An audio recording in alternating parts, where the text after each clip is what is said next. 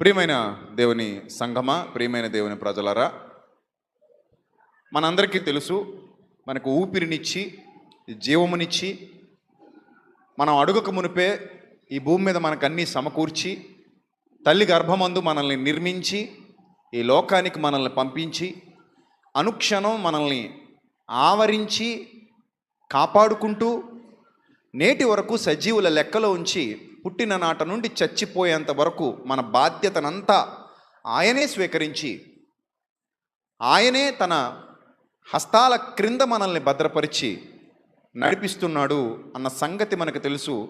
అందుకే మనం ఆయన యందు బలమైన విశ్వాసము గలవారమై ఉన్నాం. ఆత్మతో సత్యముతో తండ్రిని ఆరాధిస్తున్నాం.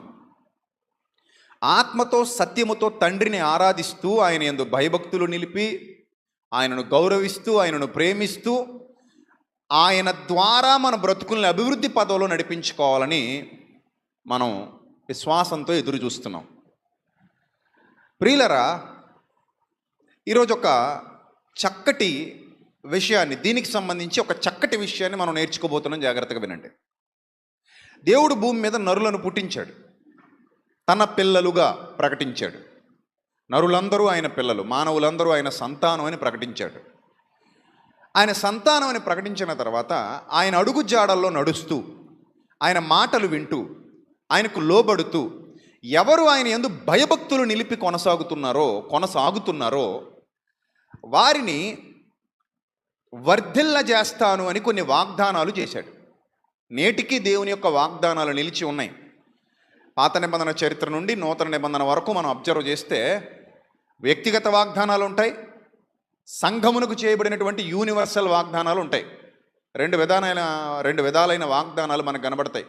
అందులో కొన్ని వ్యక్తిగతమైతే, కొన్ని సంఘమునకు సంబంధించినవి, యూనివర్సల్. సో దేవుడు ఆ విధంగా వాగ్దానాలు చేసి మిమ్మల్ని అభివృద్ధి పొందించి ఫలింపజేసి మిమ్మల్ని కాపాడుకుంటాను, మిమ్మల్ని దీవిస్తాను, మిమ్మల్ని ఆశీర్వదిస్తానని ఆత్మ సంబంధంగా పరసంబంధంగా దేవుడు మనకి చాలా వాగ్దానాలు చేశారు. అయితే ప్రతి ఒక్కరూ ఆ వాగ్దానాలు పొందుకొనుటకు అర్హులేనా అని మనం ఆలోచిస్తే, ప్రియమైన దేవుని పిల్లలారా, ప్రతి ఒక్కరూ ఆ వాగ్దానానికి అర్హులేనా? నిత్యజీవ వాగ్దానానికి, నిత్యజీవమును అనుగ్రహించును అనేది ఆయన తానే మనకు చేసినటువంటి వాగ్దానం. ఇవన్నీ ప్రతి ఒక్కరూ అర్హులేనా అంటే ప్రతి ఒక్కరూ అర్హులుగా కనబడట్లా. ఎందుకంటే స్కూల్లో జాయిన్ అయిన ప్రతివాడు ఫస్ట్ ర్యాంకర్ కాదుగా, ప్రతివాడు ఫస్ట్ ర్యాంక్ సంపాదించుకోడుగా. మరి ఎవరు ఫస్ట్ ర్యాంక్ సంపాదించుకుంటారు? కష్టపడి చదివిన వాళ్ళు మాత్రమే ఫస్ట్ ర్యాంక్ సంపాదించుకుంటారు. మిగిలిన వాళ్ళకి ఆ ఛాన్స్ ఉండదు. ఇన్ ద సేమ్ వే పచ్చని చెట్టు వలె, ఒలీవ మొక్క వలె, బైబిల్ గ్రంథంలో ఒక అద్భుతమైన మాట ఉంటుంది, నీ భోజనపు బల్ల చుట్టూ నీ పిల్లలు ఒలీవ మొక్కల వలె ఉందురు అంటాడు. అది ఎంత అద్భుతమైన మాట అంటే, ఎంత భరోసా ఇచ్చే మాట అంటే, ఎంత బలమైన మాట అంటే, చదువుతుంటేనే ఒక ఇంత ఆనందం వస్తుంది మనసుకి, చదువుతుంటేనే ఒక ఇంత ధైర్యం వస్తుంది మనసుకి. నిజమే కదా, ఈ భూమి మీద నేను ఒక గాలిపటం లాంటి వాడిని, గాలి ఎటు ఇస్తే అటు ఎగిరిపోతాను, నాకేం తెలియదు ఏం జరగబోతోందో. ఒక నీటి బిందువు లాంటి జీవితం నాది, లేదా సముద్రంలో పడిపోయిన ఒక చిన్న ఆకు లాంటి వాడిని, గాలి ఎటేస్తే అటు కొట్టుకుపోతాను అంతే. నేను ఈ మహాసముద్రంలో నన్ను ఒడ్డుకు చేర్చి నన్ను నిలబెట్టి కొంతకాలం పాటు నన్ను కాపాడి నన్ను బలపరిచి స్థిరపరిచి నడిపించాలంటే కనిపించని అదృశ్య శక్తి అయిన దేవుడు ఉండాలి. ఆయన లేకపోతే నా బ్రతుకు ముందుకు నడవదు. ఇది మనకు తెలుసు. ఇక్కడ ఉన్న ఏ ఒక్కరం, మనమే కాదు, ఏ ఒక్కరు, ప్రపంచంలో ఏ ఒక్కరు కూడా తనంతట తానుగా ఈ భూమి మీద సర్వే అవ్వట్లేదు. అది దేవుని అనుగ్రహం వల్లే ఈ భూమి మీద ప్రతివాడు బతకగలుగుతున్నాడు, బతికి బట్ట కట్టగలుగుతున్నాడు. అది గ్రహించిన వారు కొందరైతే, గ్రహించని వారు కొందరు. ఆయన మంచివారి మీద చెడ్డవారి మీద కూడా తన సూర్యుడిని ఉదయింపజేస్తున్నాడు. పక్షపాతం లేదు కనుక నీతిమంతులకు అనీతిమంతులకు కూడా వర్షాన్ని కురిపిస్తున్నాడు, పక్షపాతము లేని కన్న తండ్రి కనుక. సో కాబట్టి మానవ మనుగడ వెనక దేవుడున్నాడు అని మనకు అర్థం అవుతుంది. అయితే ప్రత్యేకంగా ఫలించాలి అని అంటే, గతంలో కూడా మీకు చెప్పాను నేను, అడవిలో చెట్లు చాలా ఉంటాయి, కానీ అడవిలో చెట్లకు లేని ధన్యత తోటలోని చెట్లకు ఉంటుంది. అడవిలో చెట్లకు లేని ధన్యత ఎవరికి ఉంటుంది? తోటలో ఉన్న చెట్లకు ఉంటుంది. ఎందుకు తోటలో ఉన్న చెట్లకు ఉంటుంది అంటే, తోటలోని చెట్లు ప్రత్యేకింపబడినవి. ఆ చెట్లకు ఒక తోటమాలి ఉన్నాడు. ఈ చెట్ల పట్ల కేరింగ్ ఉంది. తోటమాలి కేర్ చూపిస్తాడు, తోటమాలి కేర్ తీసుకుంటాడు. సో తోటమాలి యొక్క అధీనంలో ఆధ్వర్యంలో పెరుగుతున్న చెట్లు గనుక తోటలోని చెట్లన్నీ ధన్యమైనవే, వాటిని పట్టించుకునే నాదుడు ఉన్నాడు. కానీ అడవిలో చెట్లకి అవకాశం లేదు, ఎవరైనా కొట్టేయచ్చు, ఎవరైనా ముట్టుకోవచ్చు, ఎవరైనా పాడు చేయొచ్చు. కానీ తోటలోని చెట్లకు కంచి ఉంటుంది. ఇది మీకు బాగా అర్థమైతే పచ్చని చెట్టు వలె ఆయన సన్నిధిలో వర్ధిల్లాలి, పచ్చని చెట్టు వలె ఆయన సన్నిధిలో ఎదగాలి అనే కోరిక అందరికీ ఉంటుంది. నాకు లేదన్న వాళ్ళు చేయొద్దండి, ఇక్కడ నాకు లేదండి అన్నవాళ్ళు ఎవ్వరూ ఉండరు. వేదిక మీద నుంచి క్రిందనున్న ప్రజలందరి వరకు ప్రతి ఒక్కరికి దేవుని సన్నిధిలో పచ్చని చెట్టు వలె నేను నా కుటుంబం వర్ధిల్లాలి అని అందరికీ ఉంటుంది. ప్రతి ఒక్కరికి ఉంటుంది, ప్రతి విశ్వాసికి ఉంటుంది. నా కుటుంబం అంతా దేవుని సన్నిధిలో వర్ధిల్లాలి, మేమందరం నిత్య జీవం వరకు వెళ్ళాలి, యుగయుగాలు ఆయన సన్నిధిలో ఉండాలి, ఆయనతో ఆనందించాలి, ఆయన ఇచ్చే వాగ్దానాలన్నిటినీ స్వతంత్రించుకోవాలి, ఆయన మార్గాలలో నడవాలి, ఆయన యందు భయభక్తులు కలిగి ఉండాలి. ప్రతి ఒక్కరికి ఉన్నటువంటి ఈ కోరిక ఫుల్ఫిల్ అవ్వాలి అంటే కోరిక ఉండడం మాత్రం సరిపోదు, దానికి తగ్గట్టుగా నడుచుకునే స్థితి ఉండాలి. ఆశ ఉండటం వేరు, ఆశకు తగ్గట్టుగా అడుగులు వేయడం వేరు. ఆశించడం వేరు, ఆశించిన దాని కొరకు ప్రయాసపడటం వేరు. ఇప్పుడు మనందరికీ ఉంది మనసులో ఏమనంటే పచ్చని చెట్టు వలె వర్ధిల్లాలి ఆయన సన్నిధిలో అని ఉంది అందరికీ. మరి దానికి తగ్గట్టుగా మనం నడుస్తున్నామా లేదా, దానికి తగ్గట్టుగా మన అడుగులు పడుతున్నాయా లేదా, దానికి తగ్గట్టుగా మనం బ్రతుకుతున్నామా లేదా అనేది చాలా ఇంపార్టెంట్. కొన్ని సందర్భాలు మనం గ్రంథంలో నుండి అబ్జర్వ్ చేస్తే ప్రియమైన దేవుని పిల్లలారా, ఏ విధంగా మనం దానికి తగ్గట్టుగా ఉండాలి, ఏ విధంగా మనం దానికి తగ్గట్టుగా నడుచుకోవాలి అని అంటే ఫస్ట్ పాయింట్ ఏంటంటే సామెతల గ్రంథం 28వ అధ్యాయం. పచ్చని చెట్టు వలె వర్ధిల్లాలనుకుంటున్న ప్రతి వ్యక్తి, ప్రతి కుటుంబం తప్పనిసరిగా ఈ ప్రసంగం వినాలి.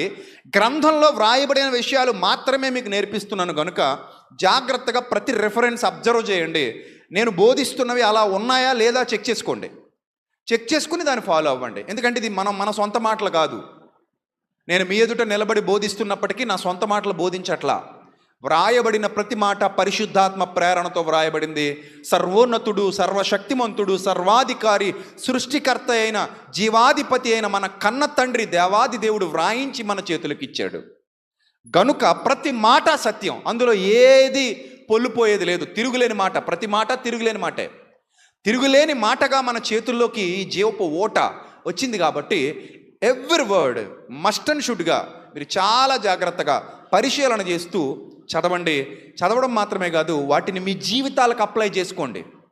నువ్వు ఒక్కదానివి ఆయన ఆయన ఆయన హస్తాల క్రింద ఉన్నావు అని అంటే కేర్ తీసుకుంటున్నాడు ఈ మొక్క పట్ల తోటమాలి అంటే అది మహావృక్షం అయిపోతుందని అర్థం. ఒక తోటమాలి ఈ మొక్క పట్ల ప్రత్యేకమైన శ్రద్ధ చూపిస్తున్నాడు అని అంటే అర్థం ఏంటి? అది మహావృక్షం అయి తీరుతుంది, అందులో ఎలాంటి సందేహం లేదు.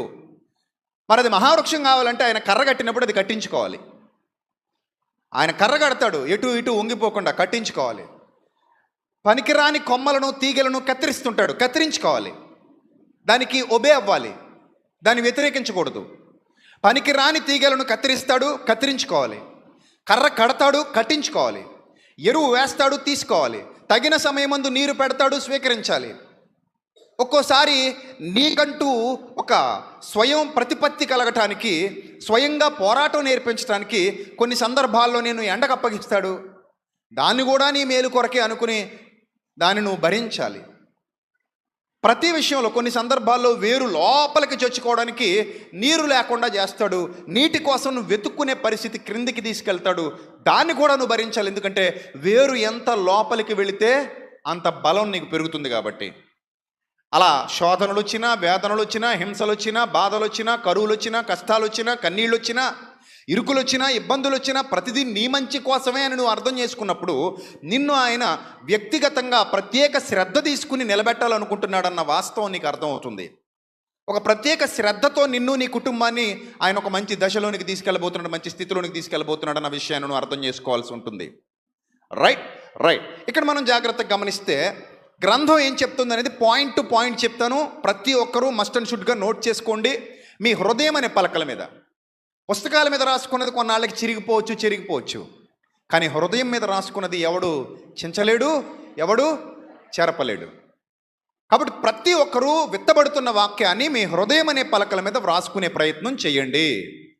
అంతే తప్ప ఏదో అలా వింటున్నాం కదా అన్నట్టు వినకుండా, ఏదో వింటున్నాంలే అన్నట్టు వినకుండా, ఏదో వచ్చాంలే కూర్చున్నాంలే అన్నట్టు కాకుండా ప్రతి మాట శ్రద్ధగా వినాలి. ఎంత శ్రద్ధగా వింటావో అంత లోతుగా నాటుకుపోతాయి. ఇక మళ్ళీ నువ్వు ఎన్నటికీ దాన్ని చెరపలేవు. పచ్చబొట్టు కంటే గట్టిగా నాటబడేదే దేవుని వాక్యం. నువ్వు మనసు పెడితే పచ్చబొట్టు అయినా చెరిపేసుకోవచ్చు లేజర్ టెక్నాలజీతో.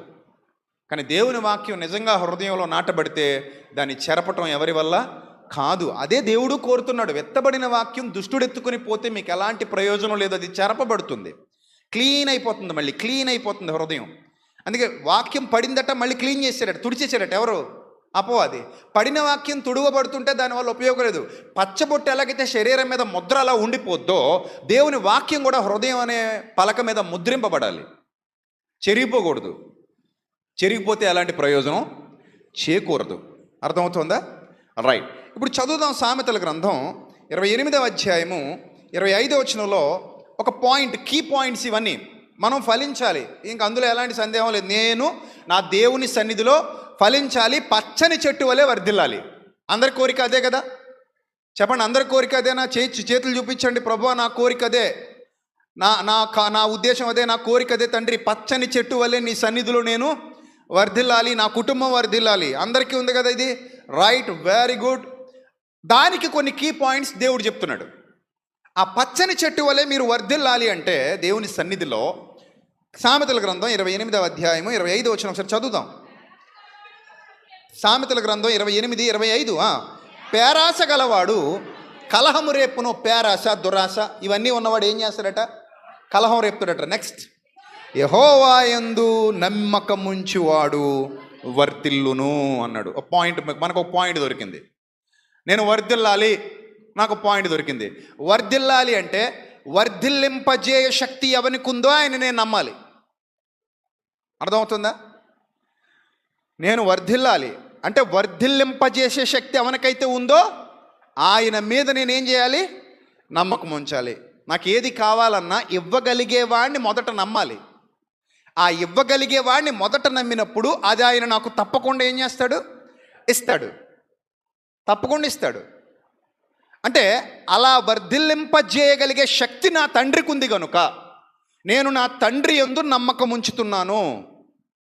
నా తండ్రిని నమ్మి చెడిపోయిన వాడు ఎవడూ లేడు కనుక ఆ తండ్రిని నమ్మి అభివృద్ధి పొందడానికి నేను సిద్ధంగా ఉన్నాను కనుక I believe in my heavenly father.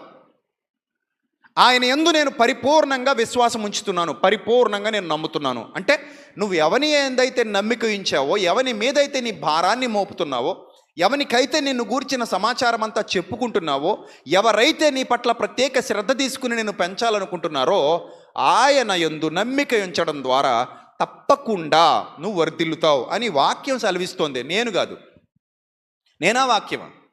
ఎవరు సెలవిస్తున్నారు? వాక్యం సెలవిస్తోంది.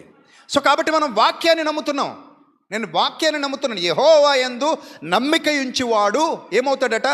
తప్పకుండా వర్ధిల్లుతాడు. ఇది కీ పాయింట్. ఈ కీ పాయింట్ మనకు అర్థమైతే నేను యెహోవా యందు నమ్మిక ఉంచుతాను, తప్పకుండా నేను ఆయనలో వర్ధిల్లుతాను. రైట్. ఇక మరో పాయింట్ మనం చూద్దాం. దేవుడు సమస్తాన్ని అనుగ్రహించగలడు, సమస్తాన్ని ఆయనే అనుగ్రహిస్తున్నాడు అనే విషయాన్ని ధృవీకరిస్తూ ఆయన కృప ఏ విధంగా ఉండబోతుందో తెలియజేస్తూ భక్తుడైన ప్రవక్త అయిన యెషయా గారు ఒక మాట చెప్పారు. యెషయా గ్రంథం 55వ అధ్యాయం, యెషయా గ్రంథం 55వ అధ్యాయం 10వ వచనం కూడా చూద్దాం. యెషయా గ్రంథం 55వ అధ్యాయము 10వ వచనం.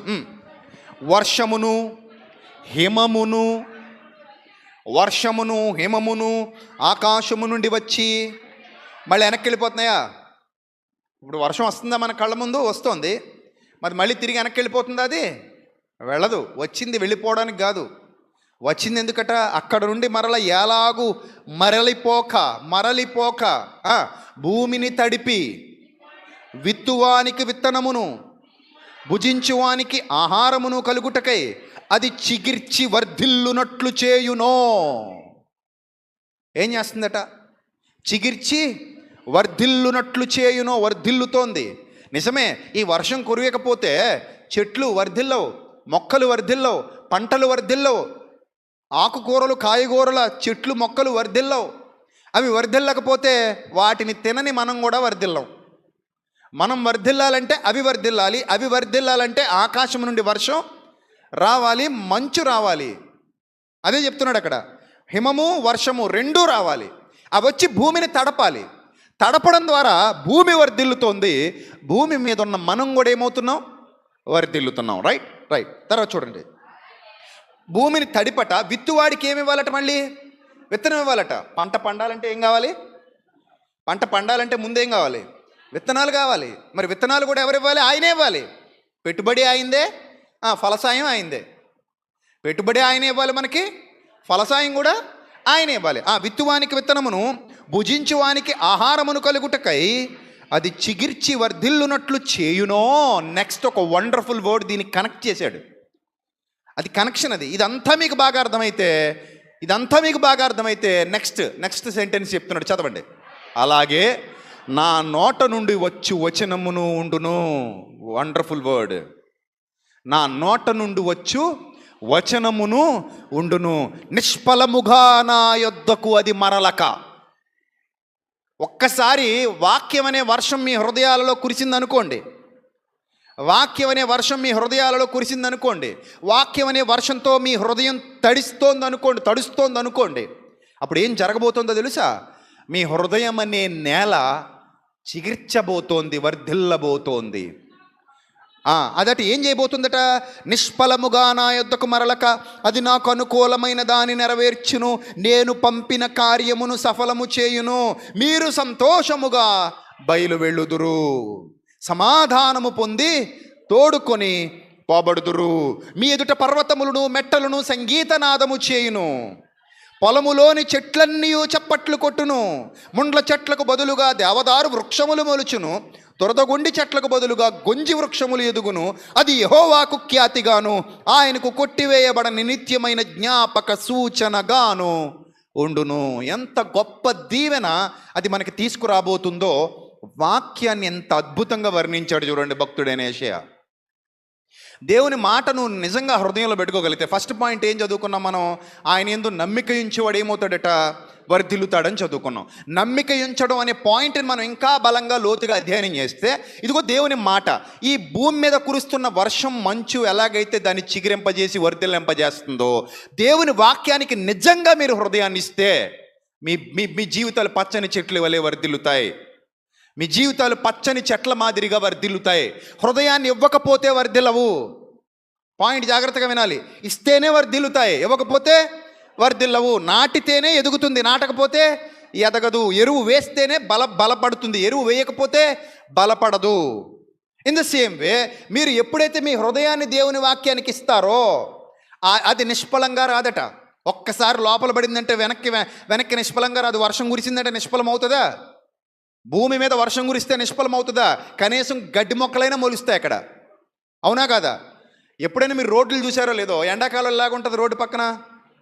మన మన రహదారుల పక్కన ఎండాకాలం ఎలా ఉంటుంది? ఉండదు, ఎండిపోయి ఉంటుంది. అదే వర్షాకాలం చూడండి ఎలా ఉంటుందో, అబ్బా పచ్చగా.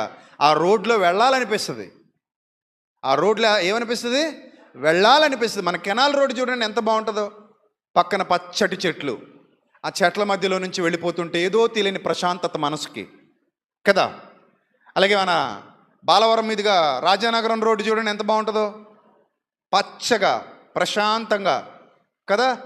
మన హైవే చూడండి ఎంత బాగుందో వర్షం కురిసిన తర్వాత, పచ్చగా చూడముచ్చటగా. మన రోడ్లన్నీ అలాగుంటాయి, కాలువ పక్కన ఉన్న రోడ్లన్నీ అలాగుంటాయి. ఆ కొంకుదురు నుంచి కాకినాడ పోయే రోడ్డు మొన్నే వచ్చాం, అలాగా పచ్చగా చాలా చూడముచ్చటగా ఉంది. అరే భలే ఉంది రోడ్డు అనిపించింది. ఆ పైన మీదుగా అలాగా రోడ్ అది. సో చాలా బ్యూటిఫుల్గా ఉంది రోడ్ అది. సో ఇలా ఎక్కడైనా సరే వర్షం కురుస్తున్న సమయంలో అది నిష్ఫలంగా మరలిపోవట్లేదు, ఖచ్చితంగా ఏదో ఒక ప్రయోజనం దాని వలన చేకూరుతుంది. ఇది మీకు బాగా అర్థమైతే వాక్యం ఎవరైతే తన హృదయంలో పెట్టుకుంటారో అది నిష్ఫలం కాదు. ప్రియమైన దేవుని సంగమా, అది నిష్ఫలం కాదు. నేను వాక్యాన్ని నమ్ముతున్నాను, అది నాకు ఎంత దీవెన, ఎంత ఆశీర్వాదం, నా కుటుంబానికి ఎంత దీవెన, నా కుటుంబానికి ఎంత ఆశీర్వాదం. అది నా మాట కాదు, మనిషి మాట కాదు, సర్వోన్నతుడైన దేవుని మాట, సర్వశక్తుడైన దేవుని మాట. సర్వశక్తుడైన దేవుని మాట నా హృదయంలోకి వస్తున్నప్పుడు ఏదో ఒక టైంలో అది నాకు మేలే చేస్తుంది. అది నిష్ఫలంగా మరలిపోదన్నాడు. అందుకే రాశాడు. మళ్ళీ మళ్ళీ చదవండి, ఎంత బాగుందో. నా నోట నుండి వచ్చి వచనం నిష్ఫలంగా నా యొద్దకు తిరిగి రాదన్నాడు ఆయన. అది నాకు అనుకూలమైన దాన్ని నెరవేర్చును, నేను పంపిన కార్యమును సఫలము చేయును. మీరు సంతోషముగా బయలు వెళతారు, సమాధానము పొంది తోడుకొని పోబడతారు. మీ ఎదుట పర్వతములు మెట్టలు సంగీత నాదం చేస్తాయి, పొలములోని చెట్లన్నీ చప్పట్లు కొడతాయి. ముండ్ల చెట్లకు బదులుగా దేవదారు వృక్షాలు, దురదగొండి చెట్లకు బదులుగా గొంజి వృక్షాలు మొలుస్తాయి, ఎదుగుతాయి. అది యెహోవాకు ఖ్యాతి. నీ జీవితం చూసినప్పుడు, నీ బ్రతుకు చూసినప్పుడు, నీ కుటుంబం చూసినప్పుడు అది యెహోవాకు ఖ్యాతిగాను, కొట్టివేయబడని నిత్యమైన జ్ఞాపక సూచనగాను ఉంటుంది. దేవుని వాక్కు ఇది. ఎవరి వాక్కు? దేవుని వాక్కు. అబద్ధమాడ నేరని నా తండ్రి మాట, ఖచ్చితత్వంతో కూడిన మాట. అవునంటే అవును, కాదంటే కాదు అనే నా పరలోకపు తండ్రి మాట. ఇందులో ఎలాంటి డౌట్ లేదు. ప్రాబ్లం ఎక్కడైనా ఉంటే మన దగ్గరే ఉండాలి. నువ్వు నమ్మట్లేదేమో అంతే, నువ్వు దాన్ని స్వీకరించట్లేదేమో అంతే, దానివల్ల నీకేదైనా చీకటి కనబడుతుందేమో, కానీ నువ్వు నిజంగా దీన్ని ఫాలో అయితే ఖచ్చితంగా పచ్చని చెట్టు వలె నువ్వు వర్ధిల్లి తీరాల్సిందే. పచ్చని చెట్టు వలె వర్ధిల్లి తీరాల్సిందే. నీ కుటుంబం నువ్వు వర్ధిల్లాల్సిందే, అందులో ఎలాంటి సందేహం లేదు. సో ఈ పాయింట్స్ మనం అర్థం చేసుకుంటే మరో పాయింట్ మనం చూద్దాం. ప్రభువా, నేను వర్ధిల్లాలి అనుకుంటున్నాను ప్రభువా, నాకు నేర్పించు ప్రభువా. నేను వర్ధిల్లాలి ప్రభు, ఇలాగే ఉండిపోకూడదు. పచ్చని చెట్టు వలె నాటబడిన ప్రతి మొక్కలాగా ఉండిపోతే అది పరిపూర్ణత కాదు. గుర్తుపెట్టుకోండి, నాటబడిన ప్రతి మొక్కలాగే ఉండిపోతే అది పరిపూర్ణత కాదు. అది మహావృక్షం అవ్వాలి, ఫలించాలి, అది దీవెనకరంగా మారాలి, ఆశీర్వాదకరంగా మారాలి. మన జీవితం కూడా అంతే. నాటబడిన మొక్కలాగా ఉండిపోతే మన జీవితం వల్ల ఎలాంటి ప్రయోజనం లేదు. నువ్వైనా నేనైనా సరే ఎదగాలి, దేవునిలో వర్ధిల్లాలి, దినదినము వర్ధిల్లుతూ ఉండాలి, ఫలాభివృద్ధి చెందాలి. అదే దేవుడు కోరిక. నువ్వు వర్ధిల్లాలని దేవుడు కోరుతున్నాడు.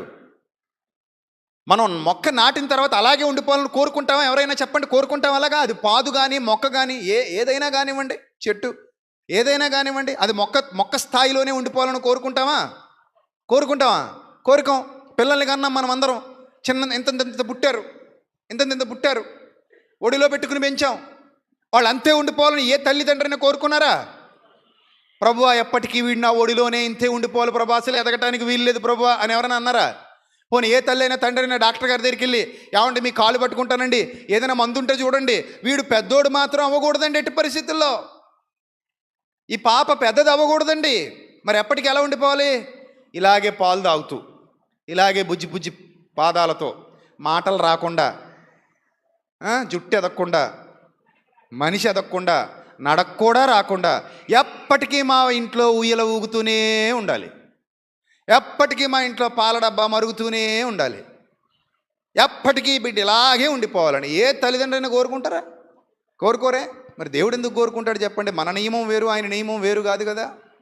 ఆయన నుండే మనం వచ్చాం కదా. ఆయన ఏది కోరుతున్నాడో మనం అదే కోరుకుంటున్నాం. ఆయన కూడా నువ్వు ఎదగాలని కోరుకుంటున్నాడు, ఆయన కూడా నువ్వు వర్ధిల్లాలని కోరుకుంటున్నాడు, నీ ద్వారా ఆయన మహిమపరచబడాలని కోరుకుంటున్నాడు. ఇది యెహోవాకు ఖ్యాతట, అది యెహోవాకు ఖ్యాతి. పంట, ఎకరం పంట 60-70 బస్తాలు పండేసింది అనుకోండి, వెంటనే ఉత్తమ రైతు అవార్డు వస్తుంది. ఎవరికి? ఆ రైతుకి. ఉత్తమ రైతు ఎంత? 60-70 బస్తాలు పండించాడండి ఎకరాకి. 40కే ముక్కుతుంటే, 30కే ముక్కుతుంటే కొంతమంది రైతులు 70 బస్తాలు పండించారండి, మామూలుడు కాదండి రైతు అంటారు. అప్పుడు ఉత్తమ రైతు అవార్డు గ్రహీత పొంగిపోతాడు. అంటే పంటను బట్టి రైతుకి ఏమొచ్చింది? మహిమ వచ్చింది. నువ్వు వర్ధిల్లితే ఆయనకు మహిమ. మీరు బహుగా ఫలించుట వలన నా తండ్రి మహిమపరచబడతాడు అన్నాడు యోహాను సువార్త 15వ అధ్యాయంలో. మీరు బహుగా ఫలించుట వలన, మీ కుటుంబం వర్ధిల్లుట వలన, మీ పిల్లలతో మీరు వర్ధిల్లుట వలన, నీ భోజనపు బల్ల చుట్టూ నీ పిల్లలు ఒలేవ మొక్కల వలె ఉండుట వలన ఆశీర్వాదకరమైన స్థితిలో, ఆహ్లాదకరమైన స్థితిలో, ఆత్మీయంగా అభివృద్ధి చెందుతూ, పరసంబంధమైన దీవెనలతో, ఆత్మ సంబంధమైన ఆశీర్వాదాలతో, నీతి ఫలములతో వృద్ధి పొందుతూ నీ బ్రతుకున్నప్పుడు ఎవరు మహిమపరచబడతారంటే దేవుడు మహిమపరచబడతాడు. ఎందుకంటే అది ఆయన చిరకాల వాంఛ. నిన్ను అందుకే పుట్టించుకున్నాడు. నువ్వు ఎదగడం ద్వారా ఆయనకు మహిమ, నువ్వు అభివృద్ధి పొందడం ద్వారా ఆయనకు మహిమ, నువ్వు బాగుంటే ఆయనకు మహిమ, నువ్వు పచ్చగా ఉంటే ఆయనకి మహిమ. ఆ మధ్యకాలంలో ఒక ఆయన, నేను ఈ రాజోల్ సైడు మలికిపురం సైడ్ మీటింగ్కి వెళ్ళినప్పుడు నాకు ఒక మామిడి చెట్టు చూపించాడు. అబ్బో, అది మామిడి చెట్టుకు ఆకులు తక్కువ, కాయలు ఎక్కువ. కొమ్మలు వంగిపోయేలాగా ఉన్నాయి కాయలు. కొమ్మలు వంగిపోయేలాగా ఉంటే ఈ చుట్టుపక్కల చాలామంది వస్తారు సార్, ఇక్కడికి ఫోటోలు తీసుకుంటారు సార్ మా చెట్టు దగ్గర, మా చెట్టు సూపర్ సార్, అసలు ఇలాగే ఇక్కడ ఎవరిది పండదు సార్ అంటుంటే పొంగిపోతున్నాడు. పొంగిపోతున్నాడు, ఏదో ఈయనకి వచ్చినట్టు పొంగిపోతున్నాడు కాయలు.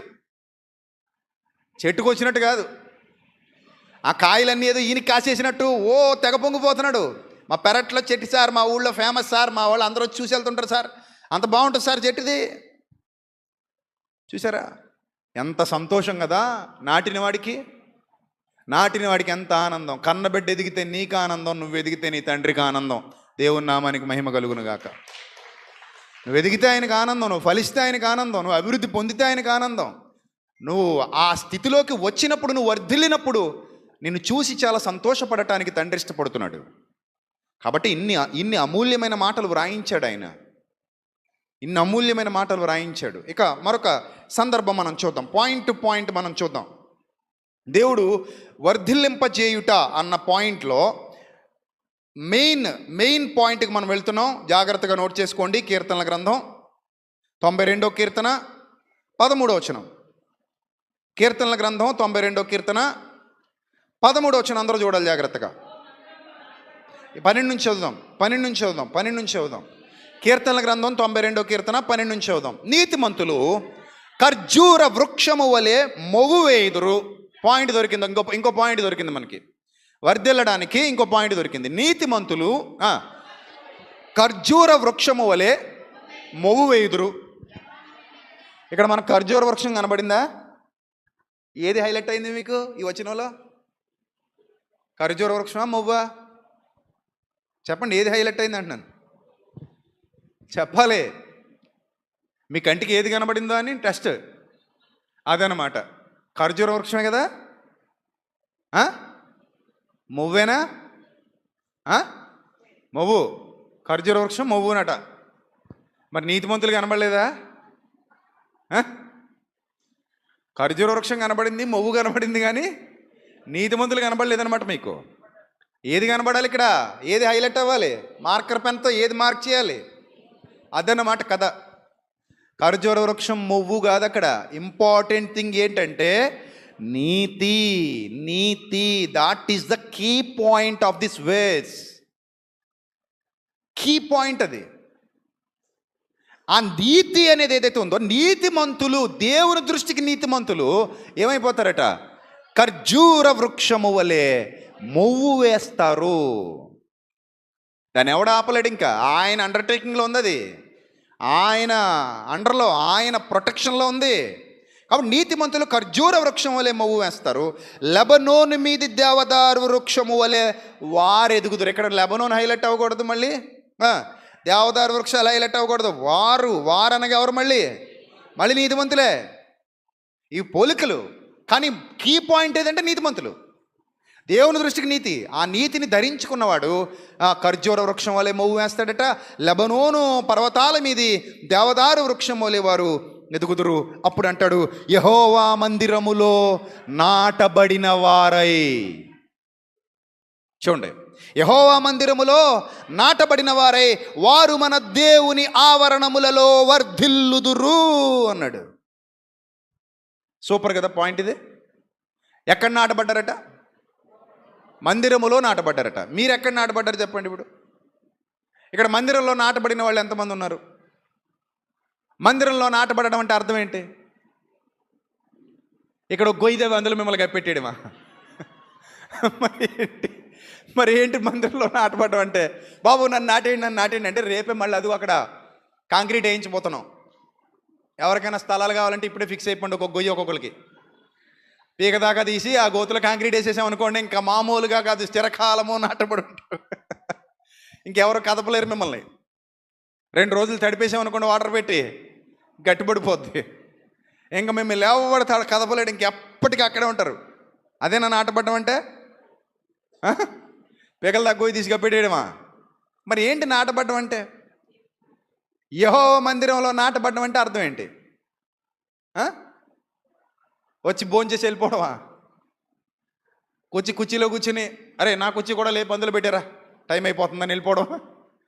మరి ఏంటి చెప్పండి, యెహోవా మందిరంలో నాటబడ్డం అంటే అర్థం ఏంటి? ఆ? నీ మందిరమునందు నివసించే వారందరూ ధన్యులు, నీ మందిరమునందు నివసించేవారు ధన్యులు అన్నాడు. యెహోవా మందిరములో నాటబడిన వారై వారు మన దేవుని ఆవరణములలో వర్ధిల్లుదురు. అనగా దేవుని కార్యాభివృద్ధిలో వర్ధిల్లుతారట, దేవుని పరిచర్యలో వర్ధిల్లుతారు. మందిరము అనగా మనమే మందిరము.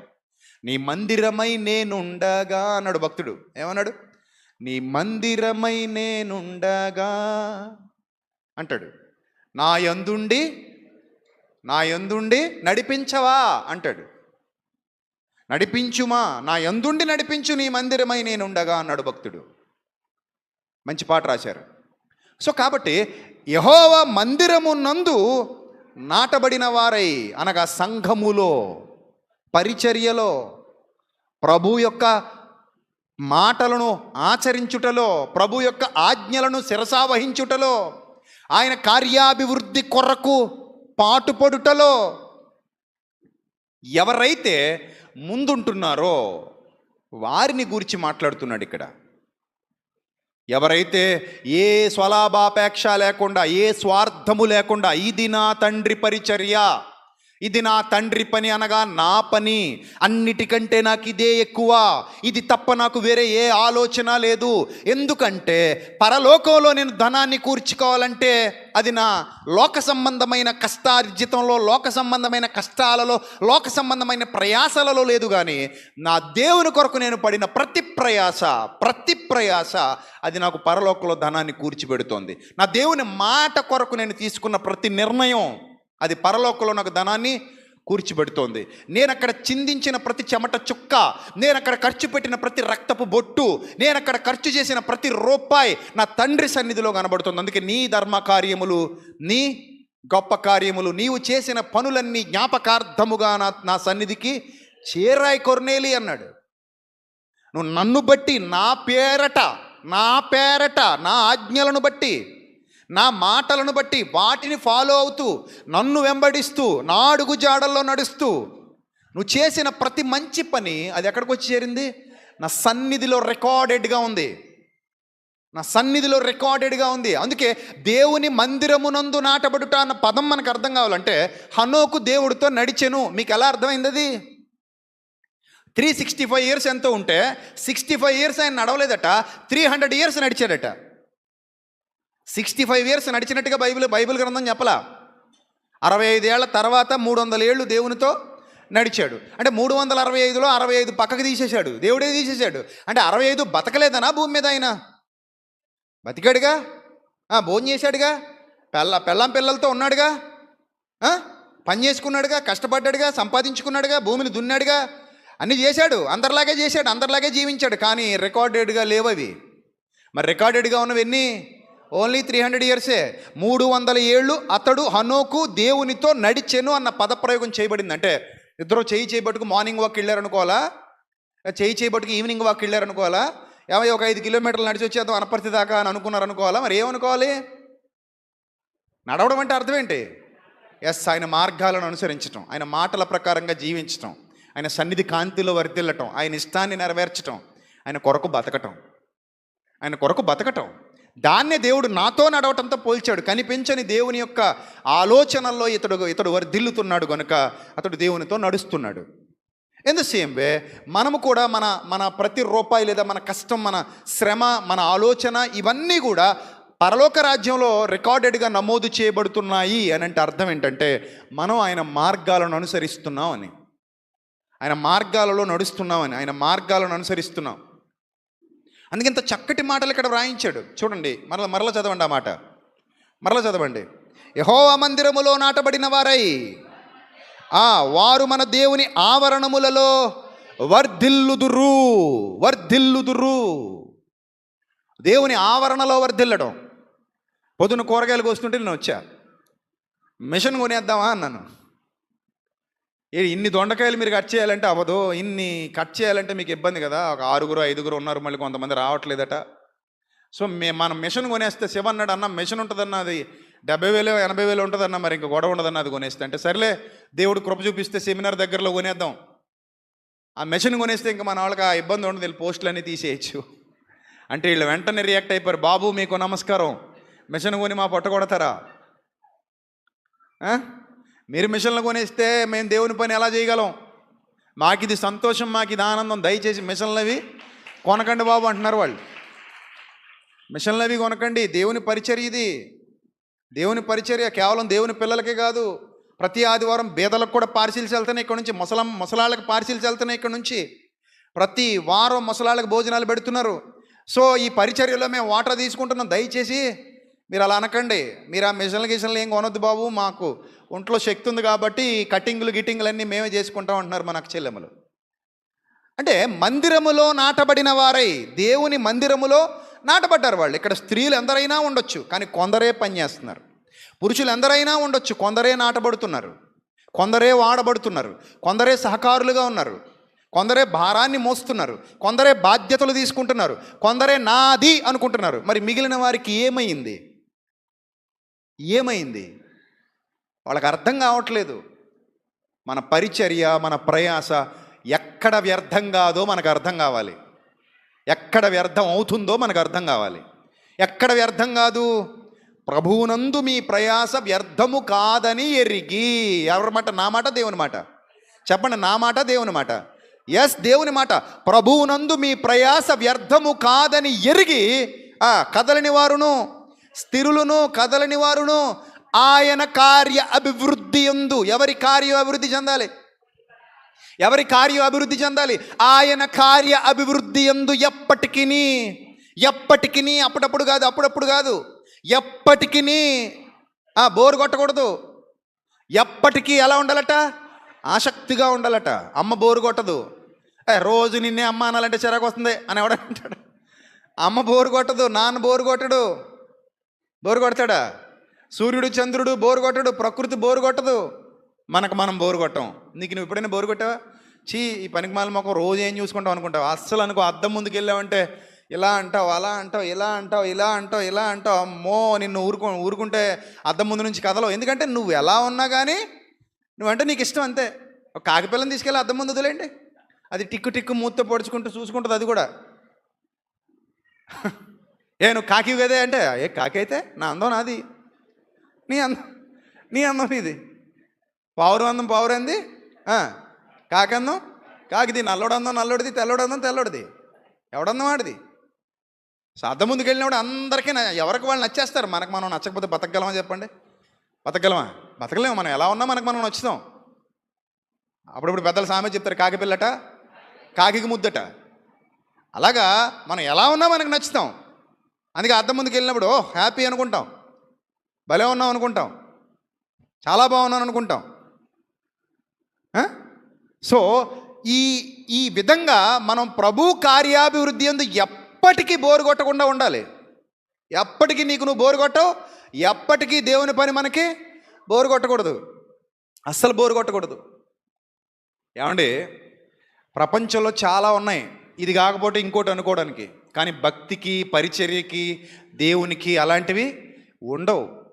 ఈ ఉద్యోగం కాకపోతే ఇంకో ఉద్యోగం అనుకోవచ్చు, ఈ వ్యాపారం కాకపోతే ఇంకో వ్యాపారం అనుకోవచ్చు, ఈ ఊరు కాకపోతే ఇంకో ఊరు అనుకోవచ్చు. కానీ దేవుడి దగ్గర అలా ఉండదండి. ఆయన మనకు తండ్రి, ఆయన పని మనకు బాధ్యత, ఆయన సంఘములో మనం స్థిరముగా నాటబడ్డాం. ఇది మన చిరకాల వాంఛ. మన జీవితకాలం అంతా ఆయన సన్నిధిలో వర్ధిల్లడమే. అది మనకి ఎప్పటికీ బోరు కొట్టదు. అది ఎప్పుడైతే మనం ఆయన సన్నిధిలో నాటబడతామో, చూడండి, నాకు ఆశ్రయదుర్గమైన యెహోవా యథార్థవంతుడనియు ఆయన యందు ఏ చెడుతనము లేదనియు ప్రసిద్ధి చేయుటకై వారు ముసలితనమందు ఇంకనూ చిగురు పెట్టుచుందురు. బాబా సారము కలిగి పచ్చగా నుందురు అన్నాడండి. ఎప్పుడట? ముసలి వయస్సులో కూడా ఇంకా దేవుని యందు చిగురు పెడుతూనే ఉంటారట. సారము కలిగి ఎలా ఉంటారట? పచ్చగా ఉంటారు. లెబనోను కొండ మీది దేవదారు వృక్షముల వలె. దావీదు గారు చుట్టూ కొండలు ఉన్నాయి, యెరూషలేము చుట్టూ పర్వతాలు ఉన్నాయి. ఆయన సియోను కోట మీద కూర్చుంటే ఆయన కనబడేవన్నీ పర్వతాలే, పర్వతాల మధ్యలో ఆయన కోట. ఆ పర్వతాల మీద చెట్లు చూస్తూ, ఆ పర్వతాల మీద పొదలు చూస్తూ, ఆ పర్వతాలను చూసి ఆనందిస్తూ, అబ్బబ్బబ్బా ఎంత అద్భుతమైన కీర్తనలు రాశాడో. మంచు కాలమందు, వానకాలమందు, ఎండకాలమందు, ప్రతి కాలమందు ఆయన రాస్తున్నటువంటి కీర్తనలు అద్భుతాలు, అత్యద్భుతాలు. ఆ కీర్తనలు అద్భుతాలు, అత్యద్భుతాలు. అలాంటి అద్భుతమైన కీర్తనలు రాశాడంట కీర్తనాకారుడు. దానికి కారణం దేవుని మనసు ఎరిగిన వాడు గనుక. అందుకే అంటాడు చూడండి, వారు ముసలితనమందు ఇంకనూ ఏం చేస్తున్నారట? చిగురు పెట్టుచుందురు, చిగురు పెట్టుచుందురు. అలా ఉంటుందండి దేవుని యొక్క కాపుదల మనకుంటే. ఈ పాయింట్లన్నీ నోట్ చేసుకోండి. ప్రభువా నేను ఈ రూట్లో వెళ్తే సక్సెస్ అవుతాను, ఈ రూట్లో వెళ్తే సక్సెస్ అవ్వను, ఈ రూట్లో వెళ్తే వర్ధిల్లుతాను, ఈ రూట్లో వెళ్తే వర్ధిల్లను. లోకపరంగా నువ్వు ఏ స్థితిలో ఉన్నానో నువ్వు అనుకుంటున్నా, ఏ క్షణంలో ఎటు మారిపోతో తెలీదు. లెక్కలు మారిపోతాయి, మనకు తెలియకుండా లెక్కలు మారిపోతాయి. ఇది నిజం. లోకంలో మనకు తెలియకుండానే లెక్కలు ఏమైపోతాయి? మారిపోతాయి. మనుషులు చూడండి, గొప్ప అనుకున్నోళ్ళు ఈరోజు ఏమైపోయారు? ఎందుకు పనికి రాకుండా అయిపోయారు? క్షణాల మీద జీవితాలు నేల మీదకి వచ్చేసాయి, క్షణాల మీద జీవితాలు మట్టి కొట్టుకుపోయాయి, క్షణాల మీద జీవితాలు మట్టి గరిచేసాయి, క్షణాల మీద ఎండిపోయాయి. దానికి కారణం ఏంటి అంటే, అమ్మో దేవుని కృప లేకపోతే, దేవుని దయ లేకపోతే వర్ధిల్లడం అసంభవం. అందుకే పచ్చని చెట్టు వలె ఆత్మీయంగా వర్ధిల్లుతానంటున్నాడు. మరి కొన్ని పాయింట్స్ మనం చూస్తే, భక్తుల జీవితాలను మనం అబ్జర్వ్ చేస్తే ప్రియమైన దేవుని పిల్లలారా, దినవృత్తాంతాలు 2వ గ్రంథం 31వ అధ్యాయం 20వ వచనం చదువుదాం. దినవృత్తాంతాలు 2వ గ్రంథం 31వ అధ్యాయము. ప్రతి పాయింట్ మీరు రాసుకోవాలని చెప్పాను, రాసుకోండి. దినవృత్తాంతాలు 2వ గ్రంథం 31వ అధ్యాయము 20వ వచనం చదువుదాం. హిజ్కియా యూదా దేశమంతటను ఇలాగున జరిగించి తన దేవుడైన యెహోవా దృష్టికి అనుకూలముగాను. ఆ పాయింట్ ఒకటి నోట్ చేసుకోండి. ఈ పాయింట్లు మిస్ చేస్తాం మనం. ఖర్జూర వృక్షాలు కనబడతాయి, మొవ్వులు కనబడతాయి, దేవదారు వృక్షాలు కనబడతాయి, కొండలు కనబడతాయి, అన్నీ కనబడతాయి, కానీ విలువైన పాయింట్లు మాత్రం మధ్యలో ఎగిరిపోతుంటాయి. పచ్చని చెట్టు కనబడతాయి, చిగర్చడం కనబడుతుంది, అన్నీ కనబడతాయి, మనకు బాగా నాటపడతాయి అవి. నా గిన్నె నిండి పొర్లుచున్నది, నా తొట్టె నిండి పొర్లుచున్నది, అది అయిపోదు, నీ పిండి పిసుగు తుట్టే, నీ నూనె బుడ్డే అయిపోవు, ఈ కనబడతాయి బాగా. కానీ వాటి కీ పాయింట్స్ ఉన్నాయి. ఆ కీ పాయింట్స్ కనబడవు మనకి. ఆ కీ పాయింట్స్ కనబడాలి. ఏంటి ఆ కీ పాయింట్స్ చూడండి. హిజ్కియా యూదా దేశమంతటను ఇలాగు జరిగించి తన దేవుడైన యెహోవా దృష్టికి అనుకూలముగాను. Note this point. ఎవరి దృష్టికి అనుకూలంగా? దేవుని దృష్టికి అనుకూలంగా. నెక్స్ట్ పాయింట్ ఏంటి? యథార్థముగాను. Note this point. అనుకూలముగాను. Note this point. యథార్థముగాను. Note this point. తర్వాత నమ్మకముగాను పని చేస్తూ వచ్చాడట. దేవుడి పని ఎలా చేశాడట? చెప్పండి, దేవుడి పని ఎలా చేశాడట? నెంబర్ 1 ఆయనకు అనుకూలంగా, నెంబర్ 2 యథార్థంగా, నెంబర్ 3 నమ్మకంగా పని చేయొచ్చు వచ్చారట. ఇవి రాసి పెట్టుకోండి, రిజిస్టర్ అయిపోవాలి మన బుర్రలో. ఇవి రిజిస్టర్ అయిపోవాలి. తండ్రి, నేను నా వాడను కాదు, నీ వాడను, నీ దానను, నీ కొరకు నన్ను నువ్వు ఎన్నుకున్నావు ప్రభువా. నీ కొరకు ఏం చెయ్యాలన్నా ముందు వరుసలో నేనే ఉంటాను ప్రభువా. నువ్వు నన్ను ఎన్నుకున్నావు, నేను నీ వాడను, నీ దానను, నీ పని కొరకు ఏర్పరచబడిన వాడను, నీ మందిరమునందు నాటబడిన దానను.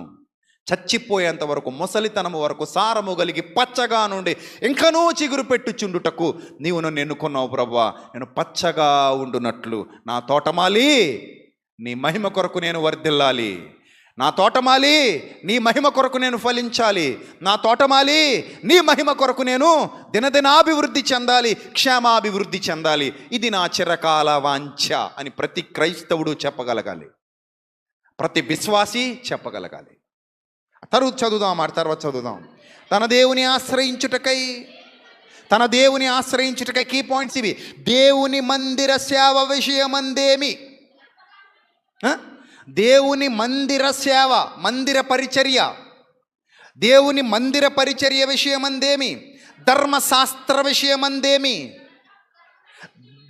ధర్మమంతటి విషయమందేమి, తాను ఆరంభించిన ప్రతి పని అతడు హృదయపూర్వకముగా జరిగించి వర్ధిల్లెను. మీకు ఎక్కువ అక్కర్లా, ఈ ఒక్క పాయింట్, ఈ 20-21 వచనాలు రాసి ఇంట్లో అంటించుకుంటే మీ జీవితానికి ఈయనొక పాఠం. ఎలా బ్రతకాలి, దేవుని మందిర పరిచర్య ఏ విధంగా జరిగించాలి, మీ ఆలోచనలు ఎలా ఉండాలి అని తెలియజెప్పటానికి ఈయన ఒక పాఠం, ఒక గైడ్ లాంటోడు ఈయన. He was a guide for your spiritual life. అర్థమవుతుందా? ఈయన ఒక గైడ్. చూడండి ఎంత మంచి పాయింట్స్, పాయింట్ టు పాయింట్ విడమరిచి రాసుకోండి చక్కగా, ఎంత చక్కగా ఉన్నాయో. హిజ్కియా యూదా దేశం అంతటను ఇలాగ జరిగించి తన దేవుడైన యెహోవా దృష్టికి నెంబర్ 1 అనుకూలంగా ఉన్నాడు, నెంబర్ 2 యథార్థంగా ఉన్నాడు, నెంబర్ 3 నమ్మకంగా ఉన్నాడు. మరి మీ అందరూ అలా ఉన్నారా? అంతే, క్వశ్చన్స్ వచ్చేస్తాయి. మనం అందరూ అలా ఉన్నావా? క్వశ్చన్స్ వస్తాయి, మనం ఆన్సర్స్ ఇచ్చుకోవాలి. హిజ్కియా అనే ఆయన్ని మన ముందు నిలబెట్టాడు ప్రభు. నిలబెట్టి ఆ రోజుల్లోనే, అసంపూర్ణమైన ఆ స్థితిలోనే, సర్వసత్యం ఇంకా రాని రోజుల్లోనే ఆ వ్యక్తి అలా ఉంటే, what about you my dear son? ఈ క్వశ్చన్ నేను అడుగుతున్నాడు, వాట్ అబౌట్ యూ అంటున్నాడు. అప్పుడు మనం ఆన్సర్ ఇవ్వాలి. ఐఎమ్ హియర్ మై లార్డ్ అని మనం చెప్పాలి. ప్రభు నేను ఇది అని చెప్పాలి. అక్కడ అంటున్న పాయింట్స్ 3 చూద్దాం. నెంబర్ 1, యెహోవా దృష్టికి అనుకూలంగా, యథార్థంగా, నమ్మకంగా పని చేస్తున్నాడట. మరి మనం చేస్తున్నాం అలాగా? నీ పని నమ్మకంగానే ఉందా? నీ పనిని నిస్వార్థంగా ఉందా? నీ పని యథార్థంగా ఉందా?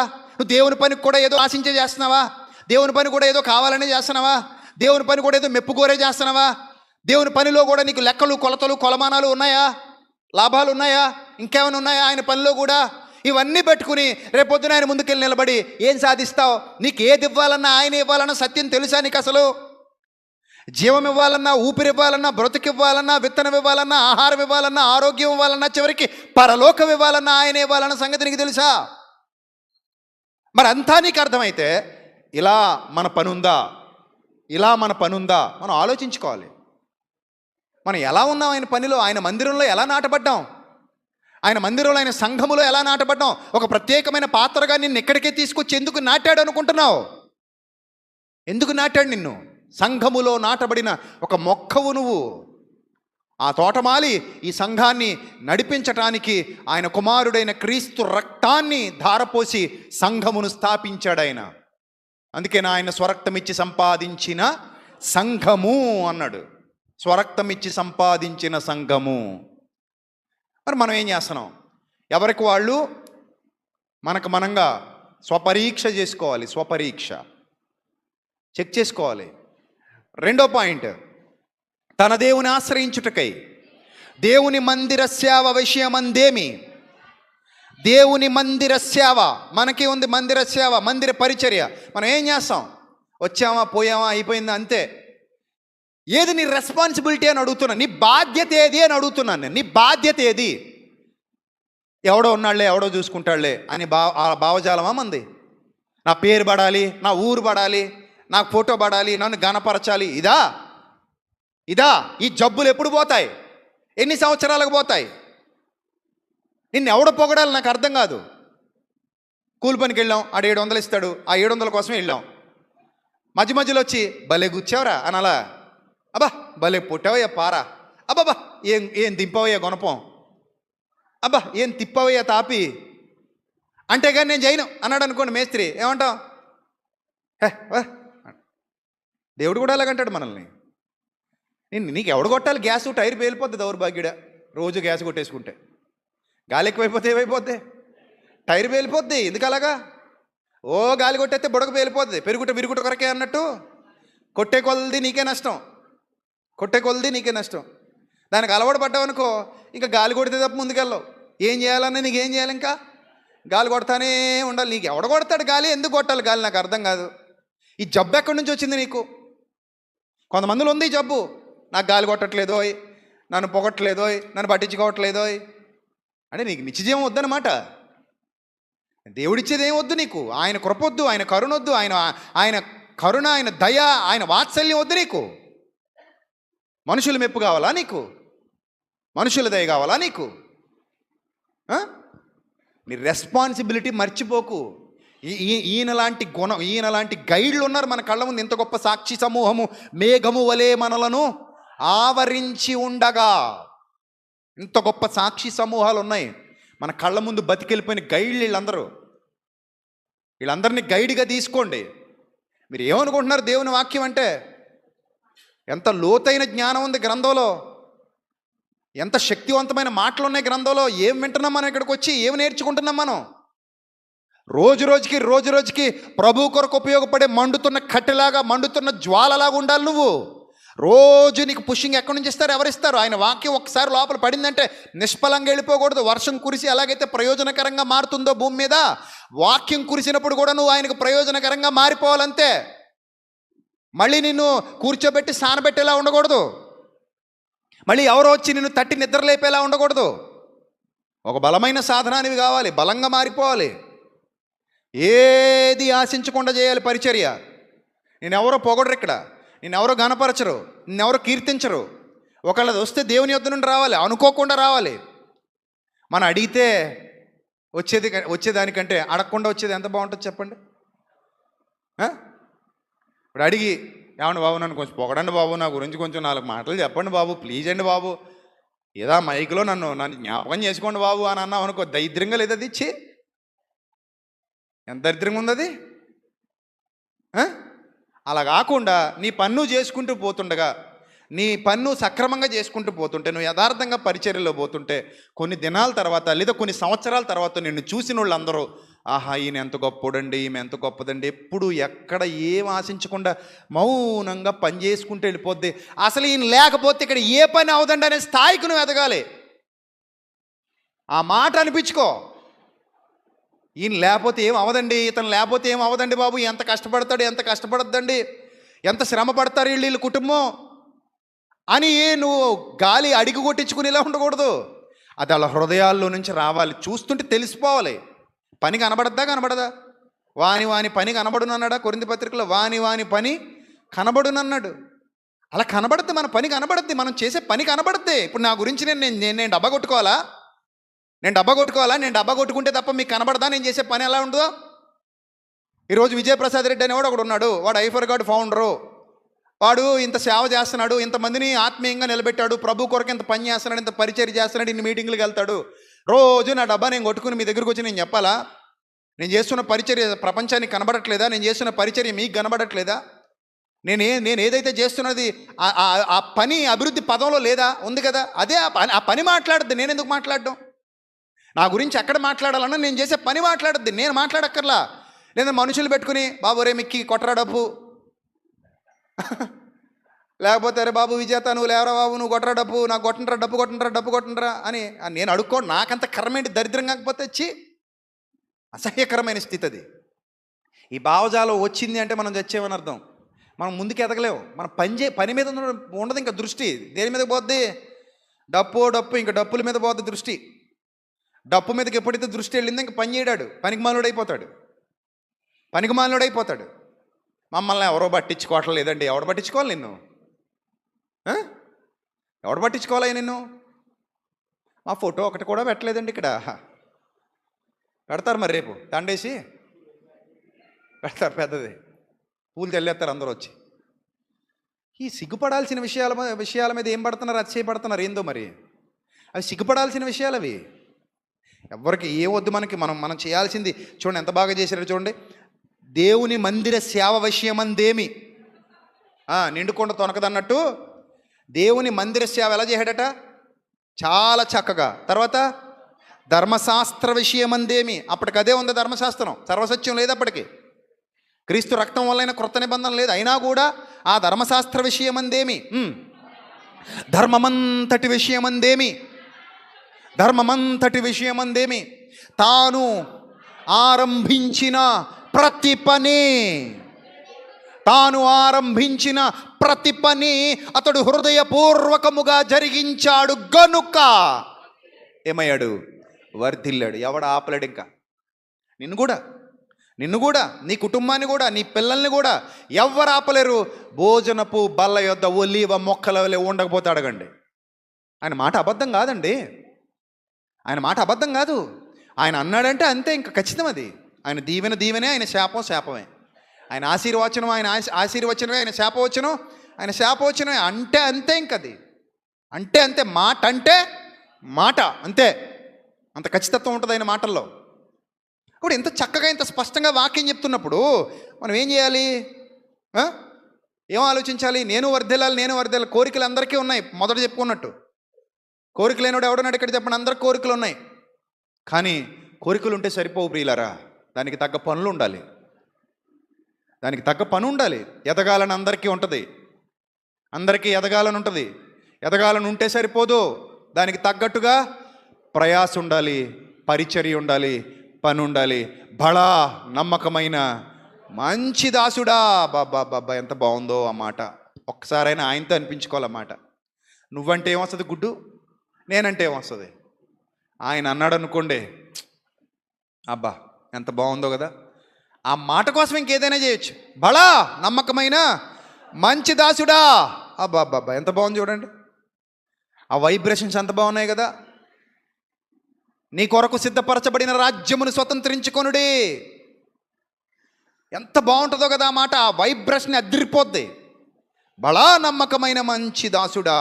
బడా అనాలి, దేవుడు అనాలి.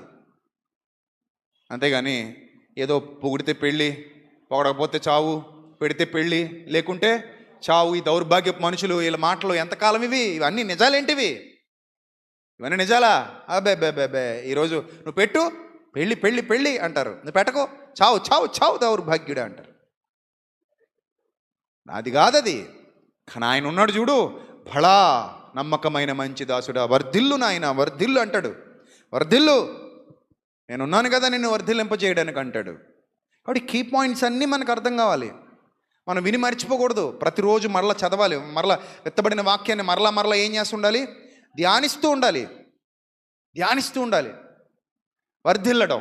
కొంతమంది వర్ధిల్లుతారు, వర్ధిల్లిన తర్వాత దేవుని మర్చిపోతుంటారు, వర్ధిల్లిన తర్వాత దేవుని పని మర్చిపోతుంటారు, వర్ధిల్లిన తర్వాత పరిచర్య మర్చిపోతారు, వర్ధిల్లిన తర్వాత లోబడ్డం మర్చిపోతారు, వర్ధిల్లిన తర్వాత ఆయనకు ఉపయోగపడడం మర్చిపోతారు. నువ్వు ఎంత వర్ధిల్లుతున్నావో, వర్ధిల్లిన కొలదీ ఇంకేం చేయాలట? ఆయనకు లోబడాలి, ఆయన పరిచర్యలో వాడబడాలి. ఆ మాట కూడా గ్రంథంలో ఉంది. చూద్దామా? కొరింథీయులకు రాసిన రెండవ పత్రిక, కొరింథీయులకు రాసిన రెండవ పత్రిక 9వ అధ్యాయము. కొరింథీయులకు రాసిన రెండవ పత్రిక 9వ అధ్యాయము 8వ వచనం జాగ్రత్తగా చూడండి. కొరింథీయులకు రాసిన రెండవ పత్రిక 9వ అధ్యాయము 8వ వచనం. మరియు అన్నిటి యందు ఎల్లప్పుడూ నోట్ చేసుకోండి ఆ వర్డ్. ఎప్పుడట? అప్పుడప్పుడు కాదట, ఎల్లప్పుడూ మీలో మీరు సర్వసమృద్ధి గలవారై. మీలో మీరు ఏం గలవారై? సమృద్ధి. నీ కుటుంబం, నువ్వు, నీ పిల్లలు సమృద్ధికరమైన వాతావరణంలోనికి నడిపించబడుతున్నారు అనుకోండి. సర్వసమృద్ధి గలవారై ఉత్తమమైన ప్రతి కార్యము చేయుటకు. అది నోట్ చేసుకోవాలి. సర్వసమృద్ధి ఎందుకు? ఉత్తమమైన కార్యాలు చేయటానికి. వావ్! దేవుడు నిన్ను హెచ్చించాడంటే ఉత్తమమైన కార్యాలకి. గొర్రెలు కాసుకునేవాడిని తీసుకెళ్ళి రాజుగా చేశాడంటే ఉత్తమమైన కార్యాలు చేయడానికి. విలువ లేకుండా ఎవరికో అమ్మబడిన వాడిని తీసుకొచ్చి ఐగుప్తు సింహాసనం మీద కూర్చోబెట్టాడంటే ఉత్తమమైన కార్యాలు చేయడానికి. ఏమీ లేని వాడికి ఒక దేశాన్నే పిలిచి మరీ ఇచ్చేశాడంటే ఉత్తమమైన కార్యాలు చేయటానికి. ఈరోజు నిన్ను నన్ను దేవుడు వర్ధిల్లింపజేస్తూ చక్కటి ఆయుష్, ఆరోగ్యం, బలం, శక్తి, మంచి జీవితం, మంచి గౌరవప్రదమైన జీవితం, కడుపు నిండా తిండి, లోటు లేకుండా నిన్ను నిలబెట్టి నీ కుటుంబాన్ని దీవించి, నీ పిల్లల్ని దీవించి, నీ జీవితాన్ని వర్ధిల్లింపజేస్తున్నాడంటే దేనికి? గ్రంథం చెబుతోంది ఉత్తమమైన కార్యాలు చేయటానికే సర్వ సమృద్ధిని అనుగ్రహిస్తున్నాడట. సర్వ సమృద్ధి గలవారై ఉత్తమమైన ప్రతి కార్యము చేయుటకు. అందులో ఇది అది ఏం లేదు. ఉత్తమమైన ప్రతి కార్యం, అది దేవుని కార్యం అయితే, ఉత్తమమైన కార్యం అయితే, ఆ ప్రతి కార్యము చేయుటకు దేవుడు మీ ఎడల సమస్త విధములైన కృపను ఇంకా ఇంకా ఇంకా ఇంకా ఇంకా ఇంకా ఏం చేస్తాడట? విస్తరింపజేసుకుంటూ వెళ్ళిపోతాడట. ఆయన పెంచేవాడే తప్ప తుంచేవాడు కాదు, గుర్తుపెట్టుకో. ఆయన పెరగనిస్తాడు తప్ప కత్తిరించడు. ఆయన కత్తిరించే స్వభావం ఆయనకు లేదు. ఆయనకు అసూయ ఉండదు. ఎంత ఎదిగిపోయాడు, కత్తిరించేద్దాం అనుకోడు ఆయన. ఇంకా ఎదగరా నాయన, నువ్వు ఎదిగితే నాకే కదా మహిమ, నువ్వు ఎదిగితే నాకే మహిమ, నాకే ఘనత. మన ఎవరో ఒక ఆయన పొట్లకాయ పెట్టాడట. పొట్లకాయ పాదు, ఆ పొట్లకాయ పాదు ఆడికంటే పొడుగైపోయింది. ఈనాడు పేపర్లో వేసారు, పక్కన నిలబెట్టారు, పొట్లకాయ పక్కన పోజిస్తున్నాడు. ఎక్కడ నిలబడి? పొట్లకాయ నిలబడి పొట్లకాయ పక్కన నిలబడి పూజ ఇవ్వడం అనుకోకుండా మీరు. ఇప్పుడు ఆ పొట్లకాయ ఇతను తీసుకెళ్ళి ఎక్కడ ఎంచింది? పేపర్లో ఎంచింది. అదే పొట్లకాయ పుట్టుకుందనుకో, పేపర్లో వేస్తారేటి? వేస్తారా? ఇంత అయింది అనుకోండి పొట్లకాయ, దాని పక్కన నిలబడ్డాడు అనుకోండి, ఇలా వేసుకొని వేస్తారటి పేపర్లో? వేయరు. మరి ఎలా ఉండాలి? నిన్ను మించిపోవాలి పొట్లకాయ.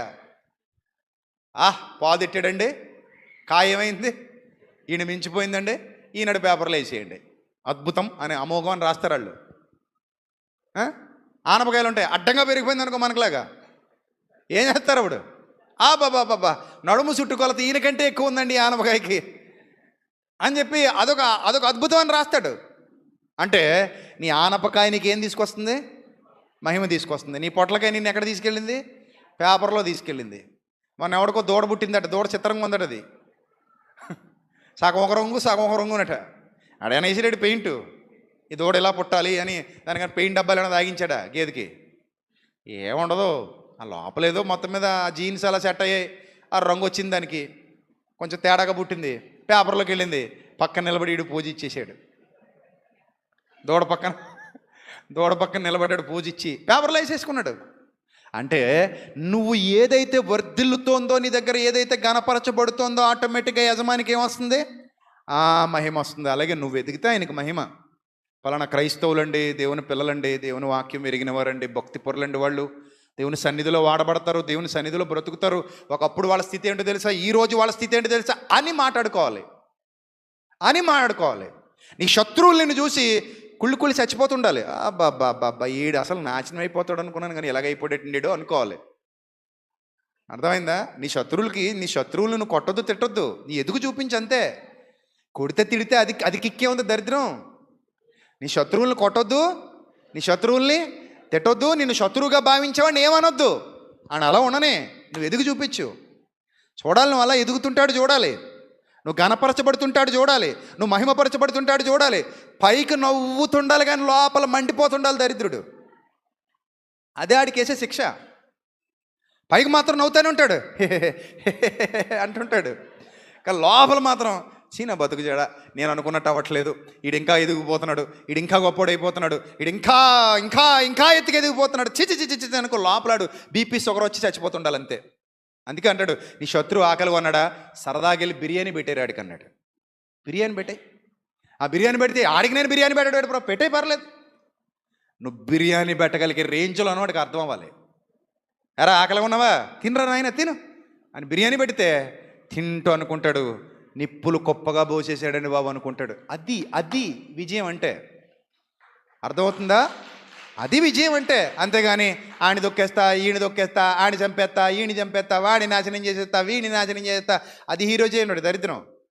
అది హీరోయిజం కాదు. అది అంతా పూర్తయిపోయాక చీకటి కమ్మేస్తే, భూకంపం వచ్చేస్తే, శతాధిపతి వణికిపోయి ఇంకేమనాలో తెలియక ఇతడు నిజముగా దేవుని కుమారుడు అన్నాడట. That is the real victory. సిలువేసినోడే పొగుడుతున్నాడు అక్కడ, పొగడాలంతే. అలాగే నీ శత్రువు నిన్ను చూసి పొగడాలి అంటేలేండి. అంతే అయితే అయింది కానండి, ఇంకా అనుకో ఏ మాటకు ఆ మాట చెప్పుకోవాలని అని చెప్పలేడు, ఏ మాటకు ఆ మాట చెప్పుకోవాలని చెప్పలేడు, అది చెప్పించుకోవాలి నువ్వు అలాగా. అంతేగాని ఏ పగ తీర్చుకోవడం అంటే కొట్టేయడం, తిట్టేయడం, చంపేయడం, నాశనం చేసేయడం అది కాదు.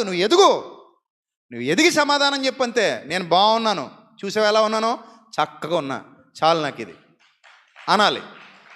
నన్ను తొక్కేద్దామని చూసావా, నన్ను నాశనం చేసేద్దామని చూసావా, నా గురించి చెడ్డగా మాట్లాడదామని చూసావా, నాకేదో అన్యాయం చేద్దామని చూసావా, నన్ను మోసం చేద్దామని చూసావా, నన్ను చిత్రవధ చేద్దామని చూసావా, ఇప్పుడు చూసావా, అది కరెక్ట్ విక్టరీ. ఇప్పుడు చూసావా అనాలి. నువ్వు తొక్కాలనుకున్నావు, నేను నీ మీద నుంచే ఎక్కిపోయా. నువ్వు తొక్కాలనుకున్నావు, నేను నీకు అందనంత ఎత్తులో నిలబడ్డా. నువ్వు రాళ్ళు వేద్దాం అనుకున్నావు, ఆ రాళ్ళన్నింటినీ నేను మెట్ల కింద కట్టుకుని ఆటల మీద నడుచుకుంటూ వెళ్ళిపోయా అని చెప్పగలిగే ధైర్యం మన దగ్గర ఉండాలి. That is the real victory. అది నిజమైన విజయం అంటే, అది నిజమైన విజయ గర్వం అంటే. అర్థమవుతుందా? దేవుడు మనల్ని అలా నిలబెట్టాలనుకుంటున్నాడు. ఆ విధంగా మనం మహిమ పొందాలి, ఆ విధంగా మనం ఫలించాలి, ఆ విధంగా మనం అభివృద్ధి పొందాలి. నువ్వు అభివృద్ధి పొందుతున్నప్పుడు ఎప్పుడూ అసూయ పడడు నీ తండ్రి. అసూయ పడ్డు. నీ కొడుకు గొప్పోడైపోయాడు అనుకో, రోజు కుములు కుములు ఏడిచేస్తుంటావా ఇంట్లో కూర్చొని? నీ కూతురు గొప్పదైపోయింది అనుకో, తల నీరు బాదుకుని ఏడిచేస్తుంటావు ఇంట్లో కూర్చొని. నాకంటే గొప్పదైపోయింది బాబోయ్, నాకంటే గొప్పదైపోయింది బాబోయ్ అంటావా? అనవు కదా. ఎందుకన్నావు?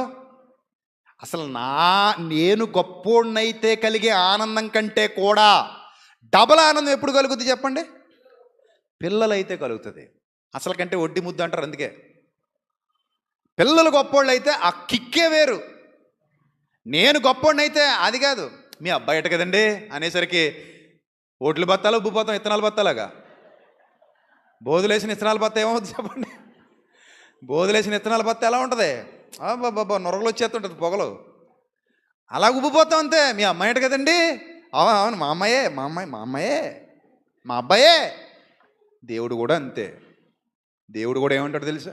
మనం ఎదిగే కొలది ఆయన సంతోషిస్తాడు, మనం ఎదిగే కొలది ఆయన ఆనందిస్తాడు. అందుకే మీరు బహుగా ఫలించుట వలన మీ తండ్రి మహిమపరచబడతాడని గొప్ప సత్యాన్ని యేసుక్రీస్తు ప్రభు వారు చెప్పారు మనకి. మీరు బహుగా ఫలిస్తే మీ తండ్రి మహిమపరచబడతాడు. చదువుదాం ఇక్కడ.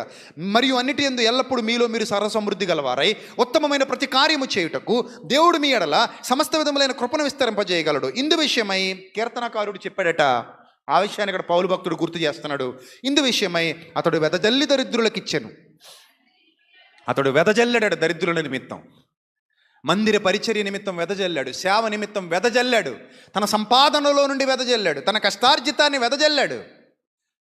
ఎందుకంటే ఇది నేను పరలోకమందు కూర్చుకునే ధనం అని నమ్మాడు. అతడు వెదజల్లి దరిద్రులకు ఇచ్చెను.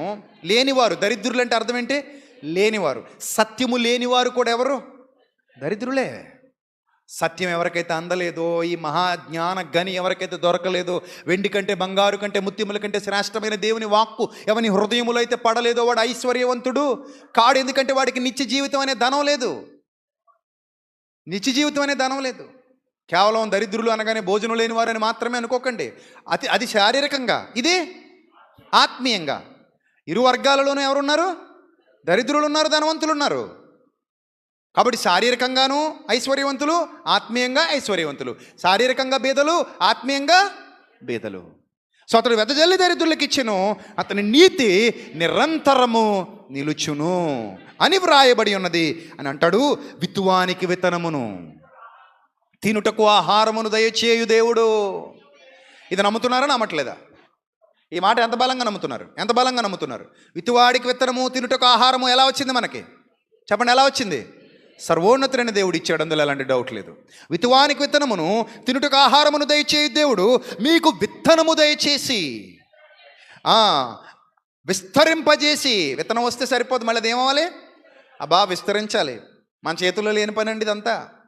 మన చేతిలో ఏముంది? గుడ్డు విత్తనం చల్లి ఇంటికి వచ్చి కూర్చుంటాం. అది ఎదిగితే చప్పట్లు కొడతాం, ఎదకపోతే బుర్ర బాదుకుంటాం. అంతే మనం చేయగలిగింది.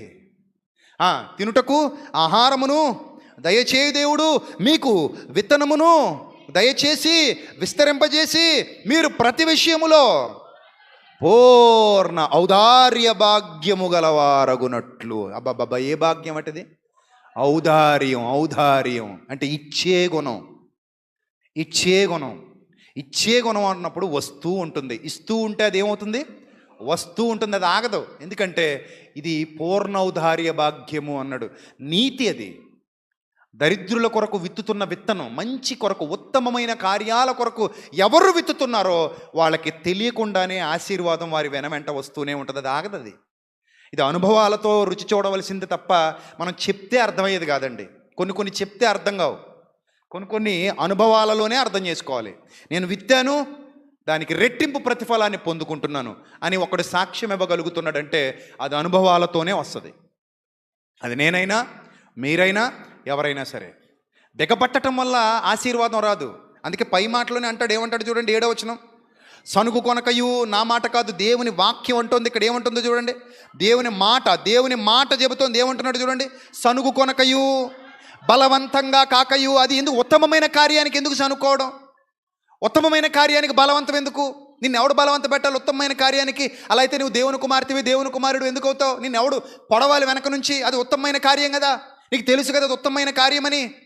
అది దేవుని ఆజ్ఞ నీకు తెలుసు కదా, అది దేవుడు కోరుతున్న కోరిక నీకు తెలుసు కదా, అది నీకు అప్పగించిన బాధ్యత నీకు తెలుసు కదా. అందుకనే సణుగుకోవాల్సిన అవసరం లేదు అక్కడ. బలవంతముగా కాక, సణుగు కొనకయు బలవంతముగా కాకయు ప్రతివాడును, మస్ట్ అండ్ షుడ్గా, ఎవ్రీవన్ మస్ట్ అండ్ షుడ్గా, ప్రతివాడును తన హృదయములో నిశ్చయించుకొనిన ప్రకారము ఇయ్యవలెను అన్నాడు అక్కడ. ఉత్తమమైన కార్యాలకి చేయి వెనక్కి తీయకూడదు. ఉత్తమమైన పని అన్నప్పుడు వెనక్కి తీయకూడదు. ఆదుకోవడం అన్నప్పుడు వెనక్కి తగ్గకూడదు. ఎందుకంటే ఎప్పుడు నువ్వు ఆదుకుంటావో ఆ ఆదుకునే లక్షణం నీలో ఉన్నప్పుడు ఆదుకునేవాడు నిన్ను కూడా ఏం చేస్తాడు? ఆదుకుంటాడు. ఉత్తమమైన కార్యాలకు ఎప్పుడైతే చెయ్యి వెనక్కి తీస్తావో ఆయన చెయ్యి కూడా వెనక్కి వెళ్తుంది. నువ్వు ఏం విత్తుతావో అదే కోస్తావు. నువ్వు ఏది చేస్తావో అదే తిరిగి వస్తుంది. నువ్వేమిస్తావో అదే తిరిగి వస్తుంది. నువ్వేమిస్తావో అదే తిరిగి వస్తుంది, మర్చిపోకు. అందుకే సనుగు కొనకయు బలవంతముగా కాకయు ప్రతివాడును తన హృదయములో నిశ్చయించుకొనిన ప్రకారము ఉత్తమమైన కార్యాలకు ఇవ్వలెను. దేవుడు ఉత్సాహముగా ఇచ్చువానిని ప్రేమిస్తాడట. ఎందుకంటే ఆ ఉత్సాహం ఎందుకు అంటే ఉత్తమమైన కార్యం కొరకు కాబట్టి. ఉత్సాహముగా ఇచ్చువానిని దేవుడు ఏం చేస్తాడు? ప్రేమిస్తాడు. ఎందుకు ప్రేమిస్తావు ప్రభా నువ్వు నన్ను అని అంటే, నీకున్న ఉత్సాహాన్ని బట్టి. దేనికి ఉత్సాహం? ఉత్తమమైన కార్యం జరగాలన్న తృష్ణ, తపన నీలో ఉంది కాబట్టి. అది ఉత్తమమైన కార్యమని నువ్వు గుర్తించావు కాబట్టి. మూడుబారిపోయిన జీవితాన్ని చిగురింపజేయటం ఉత్తమమైన కార్యమే కదా. నశించిపోతున్న ఆత్మలను రక్షించడం ఉత్తమమైన కార్యమే కదా.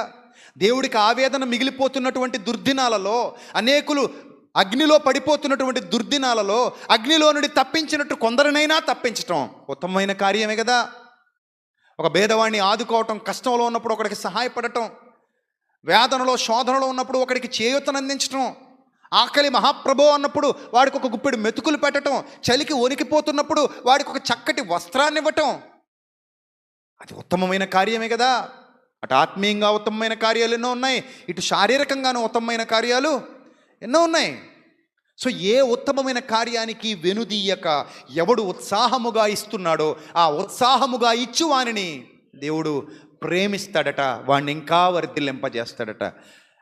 ఇవన్నీ సీక్రెట్స్ వర్ధిల్లడానికి మనకు కనబడుతూ ఉంటుంది. అది ఎవండి, ఎవరికైనా ఏదో ఒక రూపంలో రావాలండి ఈ భూమి మీద. మనం నిమిత్త మాత్రులం ఇలా ఉన్నాం అంతే. ఈరోజు మనకి ఏదో కలిసి వచ్చిందంటే అది ఏదో రూపంలో రావాలి. ఆ రూపాన్ని ఏర్పాటు చేసేది ఆయన, సృష్టికర్త. ఆ మార్గాన్ని తెరిచేది ఎవరు? ఆయన, సృష్టికర్త. ఏదో ఒకటి డోర్ ఓపెన్ అవ్వాలి. నేను ఒక రూట్లోకి వెళ్ళాలంటే నాకు డోర్ ఓపెన్ అవ్వాలి. నేను రూట్లో అడుగు పెట్టాలంటే నాకు డోర్ ఓపెన్ అవ్వాలి. నాకు ఏదో మేలు జరగాలంటే ఒక డోర్ ఓపెన్ అవ్వాలి. ఎవరో ఒకరి ద్వారా నాకు తలుపు తట్టాలి. అలా జరగాలంటే ఎవరు జరిగించాలి? దేవుడే జరిగించాలి. ఆయన ఏదో చేయాలి మన జీవితంలో. ఆయన ఏదో మేలు చేయాలి. చేయకపోతే ఏమవుతుంది? సో కాబట్టి ఇక్కడ అంటాడు, మరియు అన్నిటి యందు ఎల్లప్పుడూ మీలో మీరు సర్వసమృద్ధి గలవారై ఉత్తమమైన ప్రతి కార్యము చేయుటకు దేవుడు మీ ఎడల సమస్త విధములైన కృపను విస్తరింపజేయగలడు అని అంటాడు. ఇట్టి ఔదార్యం వలన మా ద్వారా దేవునికి కృతజ్ఞతాస్తుతులు చెల్లింపబడును. 12వ వచనం, ఏలయనగా ఈ సేవను గూర్చిన పరిచర్య పరిశుద్ధుల అవసరాలకు సహాయం కలుగజేయటం మాత్రమే కాకుండా అనేకులు దేవునికి చెల్లించి కృతజ్ఞతాస్తుతుల మూలముగా విస్తరించుచున్నది. చూడండి, నువ్వు నీ కుటుంబం వర్ధిల్లాలంటే ఏం చెయ్యాలో, ఎక్కడ నువ్వు జమ చేసుకోవాలో, ఎక్కడ నువ్వు ధనాన్ని సంపాదించుకోవాలో దేవుడు చాలా క్షుణ్ణంగా వివరంగా వ్రాయించాడు. ఎందుకంటే ఈరోజు ఉన్నట్టు రేపు ఉంటుందని అనుకోకు. ఈరోజు ఉన్నట్టు రేపు ఉండదు. ఈరోజు గొర్రెల కాపరివే, రేపు రాజువి. ఈరోజు గోతులో ఉన్నావు, రేపు అంతఃపురంలో ఉన్నావు. ఈరోజు కురుపులతో చిల్లపెంకుతో ఒళ్ళు గోక్కుంటూ భార్య పక్కకొచ్చి నిలబడి చచ్చిపోరాదు, ఆ చచ్చిపోయే ముందు ఆ దేవుడిని దూషించి చావరాదా, నీది ఓ బతికేనా అన్నట్టుగా మాట్లాడుతుంటే ఈరోజు ఆ స్థితిలో ఉన్నావు. కానీ రేపు రెట్టింపు దీవెనతో, రెట్టింపు ఆశీర్వాదంతో, పట్టు వస్త్రాలతో, సన్నపు నార వస్త్రాలతో కూర్చున్నావు అక్కడ. సో ఈరోజు ఉన్నట్టు రేపు ఉండదు. నువ్వు అనుకోకు ఈరోజు ఉన్నట్టు రేపు ఉంటుంది, ఇదే జీవితం అని ఫిక్స్ అయిపోకు, గొళ్ళెం పెట్టేసుకోకు. ఎందుకంటే తలుపులు బద్దలు కొట్టగల సమర్థుడు నీ వెనకున్నాడు. ఇంకా మేము అగ్నిగుండానికి బూడిదైపోవడమే అని అనుకోలేదు వాళ్ళు. ఈ అగ్నిగుండంలో నుండి మమ్మల్ని తప్పించగల సమర్థుడు మా వెనకున్నాడు. ఆయన కాపాడుకోగలడు, నిలబెట్టగలడు, రక్షించగలడు. ఆయనకు అసాధ్యమైనది ఏది లేదు. నీ విశ్వాసం అది నీ కళ్ళ ముందుకు తీసుకొస్తుంది. నువ్వు వర్ధిల్లాలని అనుకుంటున్నావా? ఇప్పుడు కూడా ఇంత విన్న తర్వాత కూడా అవును నేను వర్ధిల్లాలనుకుంటున్నాను ప్రభువా అని ఎవరైతే అనుకుంటున్నారో మనస్ఫూర్తిగా, ప్రభువా నేను వర్ధిల్లుతాను ప్రభువా అని ఎవరైతే ఇక్కడ ఇందాక చేతులు ఎత్తిన వాళ్ళందరూ, మరలా నేను వర్ధిల్లుతాను ప్రభువా అని ఎవరైతే మనస్ఫూర్తిగా అనుకుంటున్నారో వాళ్ళందరూ దేవుని సన్నిధిలోకి సమర్పణ చేసుకోండి. ప్రభు ఇంతవరకు ఎన్ని కీ పాయింట్స్ నీ వాక్యంలో నుండి నాతో మాట్లాడావో ఎవ్రీ పాయింట్ మస్ట్ అండ్ షుడ్గా నా మైండ్లో పెట్టేసుకుంటాను ప్రభువా. ఒక పచ్చబొట్టు వల్ల నా హృదయం మీద పచ్చబొట్టు పొడిపించేసుకుంటాను ప్రభువా. వాక్యాన్ని చెరిపోని ముద్రగా నా జీవితంలో ఉంచుకుంటాను. నేను కూడా నీ మందిర పరిచర్యలో యథార్థంగా నమ్మకంగా నీకు అనుకూలంగా వాడబడతాను. ధర్మశాస్త్రం అందేమి, ధర్మశాస్త్ర గ్రంథం అందేమి, ధర్మమంతటి అందేమి, మందిర పరిచర్య అందేమి, ఆయన ఏ విధంగా అయితే వర్ధిల్లాడో నీకు అనుకూలంగా ఉండి నేను కూడా వర్ధిల్లుతాను ప్రభువా. నేనేం మెప్పుకోరను ప్రభువా, నీ పని కొరకు నేను ఉన్నాను ఒక సాధనాన్ని ప్రభువా. నా ద్వారా నువ్వు మహిమపరచబడు. ఒక పొట్లకాయ కూర వండుకుంటే అయిపోయే పొట్లకాయే వండుకునేటప్పుడు ఏం చేస్తాను చెప్పండి? పొట్లకాయని పొడుగ్గా ఉంది కదా అని అంత పెద్ద దాగ తెచ్చి వండుతాం, దాన్ని కట్ చేయకుండా. అంత పొట్లకాయ ఎంత అయిపోద్ది. ఎందుకు? కొయ్యాలి, తప్పదు, విరిచేయాలి. ముక్కల కింద ఇరిసేసి ముక్కలు చిన్ని కట్ చేసేస్తాడు. ఫోటో ఒకటే చూసుకోవడానికి పనికొస్తుంది. దానికే అంత ఘనత వస్తే జీవముగల దేవుని కుమారులం అండి, మనకెంత ఘనత రావాలి? జీవముగల దేవుని పిల్లలం, మన కోసం ఇదంతా చేశాడు ఆయన, మనకెంత మహిమ రావాలి? ఎప్పుడైనా ఆలోచించారా? మనకెంత ఘనత, మనకెంత మహిమ రావాలి? అందుకంటాడు ఉత్తమమైన కార్యాల విషయంలో వర్ధిల్లండి. మీరు వర్ధిల్లిన కొలది దేవుని పనిచేయండి. కొరింథీయులకు రాసిన మొదటి పత్రిక సమృద్ధిగా విత్తువాడు సమృద్ధిగా పంటకు వస్తాడట. 2 కొరింథీ 9:6 అంటాడు. కొరింథీయులకు రాసిన 2వ పత్రిక 9:6 అంటాడు చూడండి. కొంచెముగా విత్తువాడు కొంచెంగానే పంటకు వస్తాడట. సమృద్ధిగా విత్తి చూడు, సమృద్ధిగా పంటకు వస్తావు. అది నా బ్రతుకులో అనుభవ పాఠం, నేను చెప్తున్నాను. నీ బ్రతుకులో అనుభవ పాఠం. మనం చేసిన మేలులు, మనం చేసిన సహాయాలు, మనం చేసిన దానాలు ఎవరికి చెప్పుకోక్కర్లా. కానీ చేసామా లేదా అన్నది ఎవరికి తెలుసు? నా మనసుకి తెలుసు, నీ మనసుకి తెలుసు. నువ్వు చేసినోడు తినేసి మౌనంగా ఉన్నా నో ప్రాబ్లం, ఆడు మన గురించి చెప్పకపోయినా నో ప్రాబ్లం, ఆడు మన గురించి ఎక్కడ మాట్లాడకపోయినా నో ప్రాబ్లం, ఆడు మన గురించి ఏ పోస్టు పెట్టకపోయినా నో ప్రాబ్లం, అవసరం లేదు. కానీ మన మనసుకు తెలుసు, ఆ కుటుంబాన్ని నేను ఆదుకున్నాను, ఈ కుటుంబానికి నేను సాయం చేశాను, వాళ్ళ కష్టాల్లో ఉన్నప్పుడు నేను తోడుగా ఉన్నాను, ఈ సువార్త పరిచర్యకు నేను ఉపయోగపడ్డాను, ఈ దేవుని కార్యానికి నా వంతు పాత్ర పోషించాను, ఈ దేవుని పనిలో నేను నా చెయ్యి పెట్టాను, నా కష్టాన్ని నా చెమట కార్చాను. నాకు మనుషులు పట్టించుకొని పర్లేదు, నా దేవుడికి తెలుసు నేను సమృద్ధిగా విత్తాను, అదిగో నాకు వస్తుంది, ఆ రూపంలో ఏ రూపంలో ఇస్తాడో ఆ రూపంలో ఆయన ఇచ్చేస్తానే ఉంటాడు. అది ఆగదు. అది నాకు అనుభవ పాఠం. మీకు అనుభవ పాఠమో కాదో మీరు తేల్చుకోండి. నేను చెప్తున్నాను ఈరోజు ఇంత ధైర్యంగా దేవుని సన్నిధిలో నిలబడి, నేను ఏదైతే నా తండ్రి కొరకు నేను చేయదలిచానో, ఏ విషయంలో అయితే నేను వెనుక తీయక నేను వాళ్ళ విషయాల్లో చేశానో, వాళ్ళని పట్టించుకోకపోయినా పర్లేదు, వాళ్ళు నా గురించి ఎక్కడ మాట్లాడకపోయినా మర్చిపోయినా పర్లేదు, కానీ నాకు రావాల్సింది నా తండ్రి దగ్గర నుంచి వస్తూనే ఉంటుంది. దాన్ని ఎవడ ఆపలేడు. ఇది నేను అనుభవంతో మీ మధ్య పంచుకుంటున్నటువంటి విషయం. ఇది నా అనుభవ పాఠం. ఇలాంటి అనుభవాలు కలిగిన వాళ్ళు ఎక్కడ ఎంతోమంది ఉంటారు. మీకు మైక్ ఇవ్వాలి కానీ ఇంకా మీది ఇంకో ప్రసంగం అవుతుంది అప్పుడు. అది నిజం. అది మీకు కానీ నేను మైక్ ఇచ్చి, బాబు నీ అనుభవాల్లో ఇలాంటివి ఉన్నాయా అంటే, అవునండి నేను విత్తింది కొంచెమే కానీ నాకు వచ్చింది డబల్. నేను సమృద్ధిగా విత్తాను, సమృద్ధిగా కోసుకుంటున్నాను. కొంచెమే విత్తినవాడు కొంచెమే కోసుకుంటాడు, దానికి తగ్గట్టే ఉంటుంది. కొంచెమే విత్తావు కొంచెమే కోసుకుంటావు, అదే చెప్తున్నాడు అక్కడ. కొంచెముగా విత్తువాడు కొంచెముగా పంట కోయును, సమృద్ధిగా విత్తువాడు సమృద్ధిగా అనగా మూల భాషలో ఏమని రాశాడు చదివేండి ఒకసారి కింద. ఒకసారి కళ్ళజోడు సరిగ్గా సెట్ చేయండి. ఆ పెద్దది ఉంటుంది కదా కోడిగుడ్డు లాంటిది మీ కళ్ళజోడు మీద, దాంట్లోని చూడండి కరెక్ట్గా కనబడుద్ది. చత్వారం ఉన్నోళ్ళు ఏముంది కింద? మూడు పుట్టినోట్లో మూల భాషలో ఏమనుందట? దీవెన. బాబా ఎంత బాగుంది చూడండి. ఎవరి దీవెన? దైవ దీవెన. సీక్రెట్ అదే, దీవెనలతో అని దేవుడే వ్రాయించాడు. చూడండి కొంచెముగా విత్తువాడు కొంచెముగా పంట కోయును, సమృద్ధిగా విత్తువాడు సమృద్ధిగా అనగా దీవెనలతో పంట కోయును. దీవెనలతో పంట కోయిన నీ విషయమై చెప్పవచ్చు. ఎవరికైనా పెట్టిన గుప్పిడి మెతుకలే కావచ్చు, కానీ కంచెడు అన్నం ఇస్తాడు నీకు దేవుడు. నువ్వు గుప్పుడు మెతుకులు పెట్టు లేనోడికి కంచంతో బస్తాలు తెస్తాడు నీకు అన్నం ఆయన. నువ్వు బస్తాలు పెడితే గాదెలు నిండిస్తాడు ఆయన. కానీ నువ్వు పెట్టడం మానుకో. అర్థమవుతుందా? నువ్వు ఏది విత్తావో ఆ పంట కోస్తావు. ఏదైనా సరే, అది ఏదైనా సరే. ఎవడో ఆకలు అని వచ్చాడు, కడుపు నింపి పంపించు. ఎవడో వస్త్రాలు లేకుండా కనబడ్డాడు, వస్త్రం ఇచ్చి పంపించు. ఎవడో ఆత్మీయంగా దరిద్రుడుగా కనబడుతున్నాడు, వాడికి ఐశ్వర్యం ఇవ్వాలి. ఇప్పుడు వాక్యం అనే ఐశ్వర్యం ఇవ్వాలి. అది పరిచర్య అంటే, అది దీవెన అంటే, అది ఆశీర్వాదం అంటే, అది ఘనత అంటే. దేవుని మందిరములో నాటబడటం దానికంటే గొప్ప ధన్యత ఈ ప్రపంచంలో మరోటి లేదు ప్రియులరా. అది నా అనుభవ పాఠం.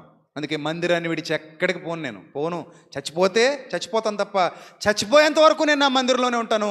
వీలైతే మందిరంలోనే చచ్చిపోతాను. మందిరం అంటే ఆయన సంఘం, ఆయన పరిచర్య. దాన్ని విడిచి నేను ఎక్కడికి పోలేను. నా మైండ్ ఒప్పుకోద్దు, దానికి అస్సలు ఒప్పుకోదు. అది లాభకరమైనదైనా, గొప్పదైనా, ఇంకోటైనా ఎంత ఉన్నతమైనదైనా నా దేవుని మందిరమును విడిచి పెట్టను. చచ్చిపోయేంత వరకు నేను మందిరంలోనే ఉండాలి. ఇక్కడే నాటబడాలి, ఇక్కడే చచ్చిపోవాలి. తుది శ్వాస వరకు. అది నిజమైన దీవెన. అదే రాశాడు కింద, దీవెనలతో అని అందంగా రాశాడు చూడండి మూల భాషలో. దీవెనలతో. మరలా చదువుదాం. కొంచెముగా విత్తువాడు కొంచెముగా పంట కోయను, సమృద్ధిగా విత్తువాడు సమృద్ధిగా వర్ధిల్లుతాడు. నువ్వు, నీ కుటుంబం వర్ధిల్లుతారు. ఈరోజు నీకు కనబడకపోవచ్చు, కానీ అది ఎక్కడికి పోదు. ఎందుకంటే అది ప్రభువును బట్టి మీరు చూపిన ప్రేమను మరుచుటకు దేవుడు అన్యాయస్తుడు కాడు. ఇది నా తండ్రి పనికి నా వాటా. నేను వర్ధిల్లిన కొలది నా తండ్రి పని చేస్తున్నాను. అదే కొరింథీయులకు రాసిన మొదటి పత్రికలో చెప్తాడు. అది కూడా చదువుకొని ముగించుకుందాం.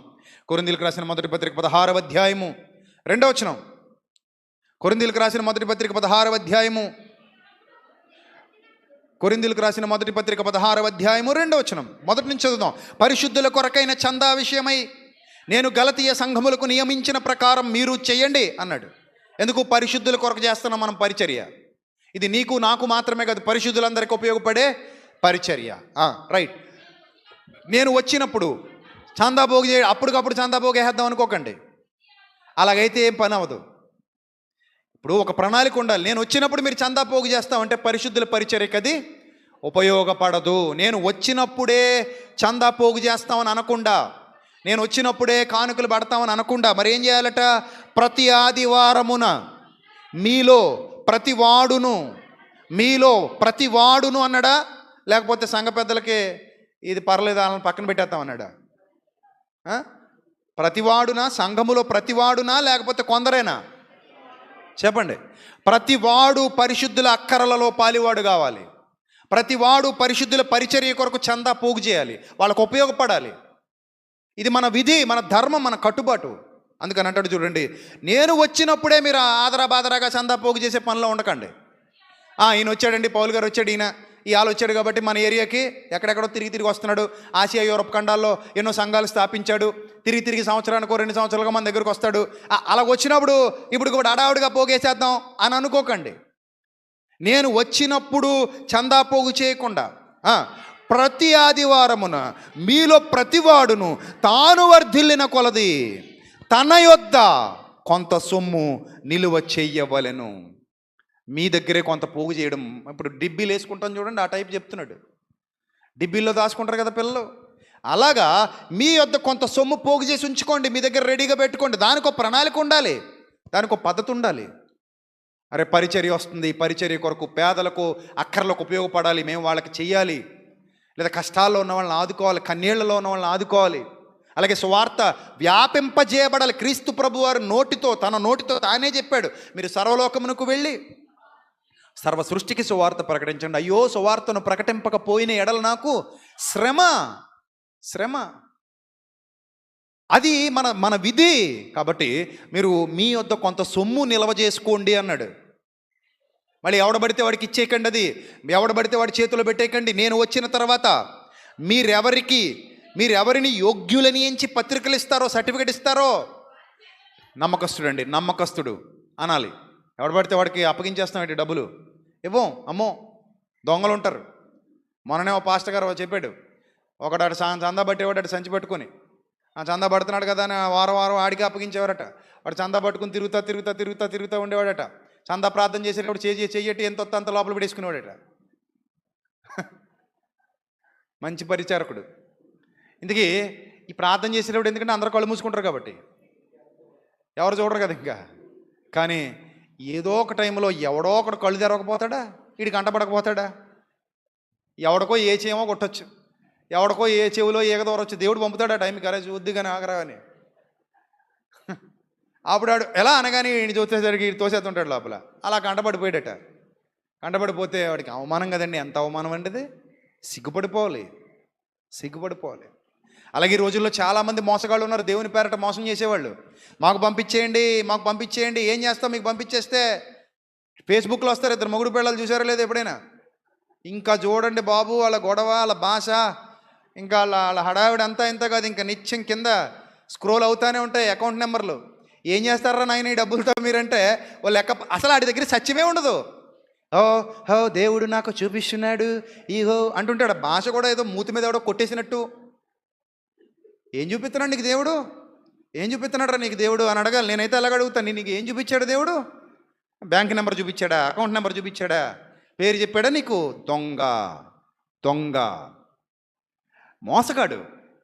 కానీ ఎవరు అబ్బాయి అలా ఏమనరు, వెళ్తున్నారు, అక్కడ కూడా వెళ్తున్నారు. ఉండే కొలది ఆడో పెద్ద సెలబ్రిటీ అయిపోతాడు. ఈరోజు మోసగాళ్లే ఈరోజు సమాజంలో గొప్పోళ్ళే కూర్చున్నారు. వాళ్ళు చేసే పరిచర్యలు అంతా మోసం, సత్యం ఉండదు, వాక్యం ఉండదు, ఉండదు. అబద్ధాలు చెప్పి మోసాలు చేసి ప్రజల దగ్గర కోట్లు దండుకుంటున్నారు ఈరోజు క్రైస్తవ్యంలో. జనం కూడా వాళ్ళనే నమ్ముతున్నారు. ఎన్ని జరిగినా, ఎన్ని మోసాలు చేసినా, ఎన్ని అబద్ధాలు చెప్పినా, ఎన్ని నీచమైన కార్యాలు చేసి టీవీ 9 వరకు వెళ్ళినా మళ్ళీ జనాలు మామూలే, మందల్లో వెళ్ళిపోతారు. ఏమండి ఇడు ఒకప్పుడు టీవీ 9లో వచ్చింది కదండి అంటే ఆడ చెప్పినోడు దొంగోడండి అంటారు. ఈడు మంచోడే. ఎవరు? చెప్పినోడు దొంగోడు. మరి ఆడే డబ్బులు అడుక్కుంటాడు ఎక్కువ, వాడే ఎక్కువ అకౌంట్ నెంబర్లో ఇచ్చుకుంటాడు, వాడే గారడీలు చేస్తాడు, మోసాలు చేస్తాడు. ఆన్లైన్ని తోసేసి నీళ్ళు చల్లేసి వచ్చిన వాళ్ళని కోటితో కొట్టేసి, మీకు అదిగో దేవుడు నా అకౌంట్ నెంబర్ చూపించాడు, చివరి 3 ఉందన్నాం అనుకోండి. 3 ఉన్నవాళ్ళు ఎంతమంది ఉంటారు తెంగరోళ్ళారా? చివరి 3 ఉండకపోతే 4 ఉంటుంది. అదిగో నాకు నీ ఫోన్ నెంబర్లో చివరి 3 కనబడుతుందంటే 3 ఉన్నవాళ్ళు ఎంతమంది ఉంటారు? చివర 10 అంకెలు అందులో ఉంటాయి. 10 అంకెల్లో చివరి 3 ఉన్నవాళ్ళు 30 మంది ఉంటారు. బిస్కెట్ వేస్తేని చీకట్లో బాణం కొడితే అప్పుడు నన్నే ఎవరిని అనుకుంటున్నావు, నన్నే అని ముందుకు వచ్చేస్తాం మనం. అలా ఉంది ఈరోజు జనాలు. అదిగో నేను ఒక ఆమెను చూస్తున్నాను, ఆమెకు ఒక ముక్కే ఉంది అంటే నన్నే ఒక ముక్క అన్నారు కదా, నన్నే తెంగరి. ఎవరికైనా ఒక ముక్కే ఉంటుంది, 2 ముక్కలు ఉంటే నేను మనిషిలా చూడరు. కొంచెం బుర్రవాడు వాడరు కొంతమంది గొర్రెల్లాగా. అదిగో ఆయన నా గురించి చెప్పాడండి, నా గురించే. తెల్ల జుట్టు అన్నాడు కదా, రంగేశారన్నాడు కదా, నేనే. ఇప్పుడు బోలెడు మంది ఉన్నారు తెల్ల జుట్టుకి రంగులు వేసేవాళ్ళు. కుర్ర వయసు నుంచే వేసేస్తున్నారు, ఎందుకంటే బాలమెరుపులు వచ్చేసాయి అందరికీ కదా. నన్నే అనుకోకది. అలా మోసం చేసేస్తున్నారు వీళ్ళు. వాళ్ళని నమ్ముతారు. అది ఒక్క భేదోడికి కూడా ఉపయోగపడదు, ఒక్కడి ఆత్మీయ రక్షణకు కూడా ఉపయోగపడదు, ఒక్కడు కూడా సత్యాన్ని తెలుసుకోవడానికి ఉపయోగపడదు, ఒక్కడు కూడా సత్యంలోనికి రాడు, నిజమైన వాక్యం వాడికి అందదు, నిత్య జీవానికి వెళ్ళే మార్గంలోనికి వాడు నడిపించబడడు. పౌలు వేరు, అబద్ధ ప్రవక్తలు వేరు. పేతురు గారు రాసిన 2వ పత్రికలో 1వ వచనంలో చెప్పబడుతున్న అబద్ధ ప్రవక్తలు వేరు. యోహాను వేరు. అదే యోహాను రాసిన పత్రికల్లో 2వ అధ్యాయం 18వ వచనంలో, 1వ పత్రికలో ఎవరి గురించి అయితే చెబుతున్నాడో, 4వ అధ్యాయం 1వ వచనం నుంచి ఎవరి గురించి అయితే చెబుతున్నాడో భ్రమపరచు ఆత్మల గురించి, వాళ్ళు వేరు. అందుకే అపోస్తలు దొంగ అపోస్తలు అన్నాడు. పరిచర్య చేయవారు, మోసగాండ్రకు పనివారు, ఇన్నున్నాయి. కానీ అవన్నీ మనం చూడం. మోసగాళ్ళకే వంత పాడతాం, మోసగాళ్ళకే వెనక నుండి నిలబడతాం, మోసగాళ్ళకే సపోర్ట్ చేస్తాం. అందుకే ఈరోజు క్రైస్తవ్యంలో రోజు రోజుకి మోసగాళ్ళు పెరిగిపోతున్నారు. కాబట్టి ప్రియులరా, చెప్పబడిన ప్రతి మాట తాను వర్ధిల్లిన కొలది అన్నాడా లేదా? అక్కడ అన్నాడా? నేను ఏమైనా కల్పించానా? నేను వచ్చినప్పుడు చందా పోగు చేయకుండా ప్రతి ఆదివారమున మీలో ప్రతివాడు తాను వర్ధిల్లిన కొలది అంటే మరి వర్ధిల్లింపజేయవాడు ఎవరు? దేవుడేగా. అంటే నువ్వు వర్ధిల్లిన కొలది ప్రభు పనులు ఏమవ్వాలి? వాడబడాలి. నువ్వు వర్ధిల్లిన కొలది పేదలకు ఉపయోగపడాలి. నువ్వు వర్ధిల్లిన కొలది సువార్త పరిచర్యకు ఉపయోగపడాలి. నువ్వు వర్ధిల్లిన కొలది ప్రతివాడు ఆయన పరిచర్యలో వాడబడాలి. నువ్వు చేస్తూ ఉండగా ఆయన నీకు ఇస్తూనే ఉంటాడు, వర్ధిల్లింపజేస్తూనే ఉంటాడు ఏదో రూపంలో. అది నీకు ఈరోజు తెలియకపోవచ్చు, కానీ ఎక్కడ ఎప్పుడు ఎలా డోర్ ఓపెన్ అవుద్దో ఎవరికి తెలీదు. అందుకే మేలు చేయుటకు విసుకవద్దు అంటాడు. మేలు చేయుటలో నీ చెయ్యి వెనక్కి తీసేయొద్దు. దాన్ని పొందదగిన వానికి అది ఇయ్యకుండా వెనుక్కు తీయకు, ఇవ్వు. మేలు చేసే విషయంలో నీ చెయ్యి ఎప్పుడు ఎలా ఉండాలి? నీ చెయ్యి ఎప్పుడు ఎలా ఉండాలి? దేవుడి దగ్గర ఎలా ఉండాలి? మనం ఎప్పుడును దేవుడి దగ్గర ఎలా ఉండాలి? మేలు చేసే విషయంలో ఎలా ఉండాలి? అది నిజమైన దీవెన, అది నిజమైన వర్ధిల్లటం. అంటే నిన్ను బట్టి దేవుడు 10 మందికి ఉపయోగపడేలా నిన్ను చేయాలి, నీ కుటుంబాన్ని చేయాలి, నీ పిల్లల్ని చేయాలి, నిన్ను అలా ఆశీర్వదించాలి. అప్పుడు నువ్వు పచ్చని చెట్టుగా కనబడతావు ఆయన దృష్టికి. పచ్చని చెట్టుగా, ఒక పచ్చని చెట్టు వలె వాడబడతావు. సత్యానికి స్తంభాన్ని అవుతావు. సత్యానికి సహకారులు అంటాడు వాళ్ళని. దేనికట? సత్యానికి సహకారులుగా ఉండండి, అసత్యానికి ఉండకండి. సత్యం కొరకు కష్టపడే వాళ్ళు ఎంతోమంది ఉన్నారు మన సమాజంలో, మన చుట్టూతా. ఆ సత్యం కొరకు పరిచర్య చేసే వాళ్ళకు, సత్యం కొరకు కష్టపడే వాళ్ళకు, సత్యం నిమిత్తం పోరాడే వాళ్ళకు మనందరం సపోర్టుగా ఉండాలి. ఎవరైతే మన అవసరం ఎదిగి మన వైపు చూస్తున్నారో మన వంతు వాళ్ళకి సహాయపడాలి. ఈ విధంగా ప్రభు పరిచర్య ఉత్తమంగా జరిగించాలి, ఘనంగా జరిగించాలి. కానీ మనం ఏం చేస్తామంటే మన సొంత కార్యాలైతే ఘనంగా జరిగించుకుంటాం, దేవుని పని అంటే ఘనహీనంగా చేసి పడేస్తాం. తప్పు ప్రియులరా. అందుకే ఫిలిప్పు సంఘాన్ని దేవుడు హెచ్చరించాడు పౌలు గారి ద్వారా. ప్రతివాడును తన సొంత కార్యములనే చూచుకొనుచున్నాడు కానీ యేసుక్రీస్తు కార్యములను చూడడు అన్నాడు.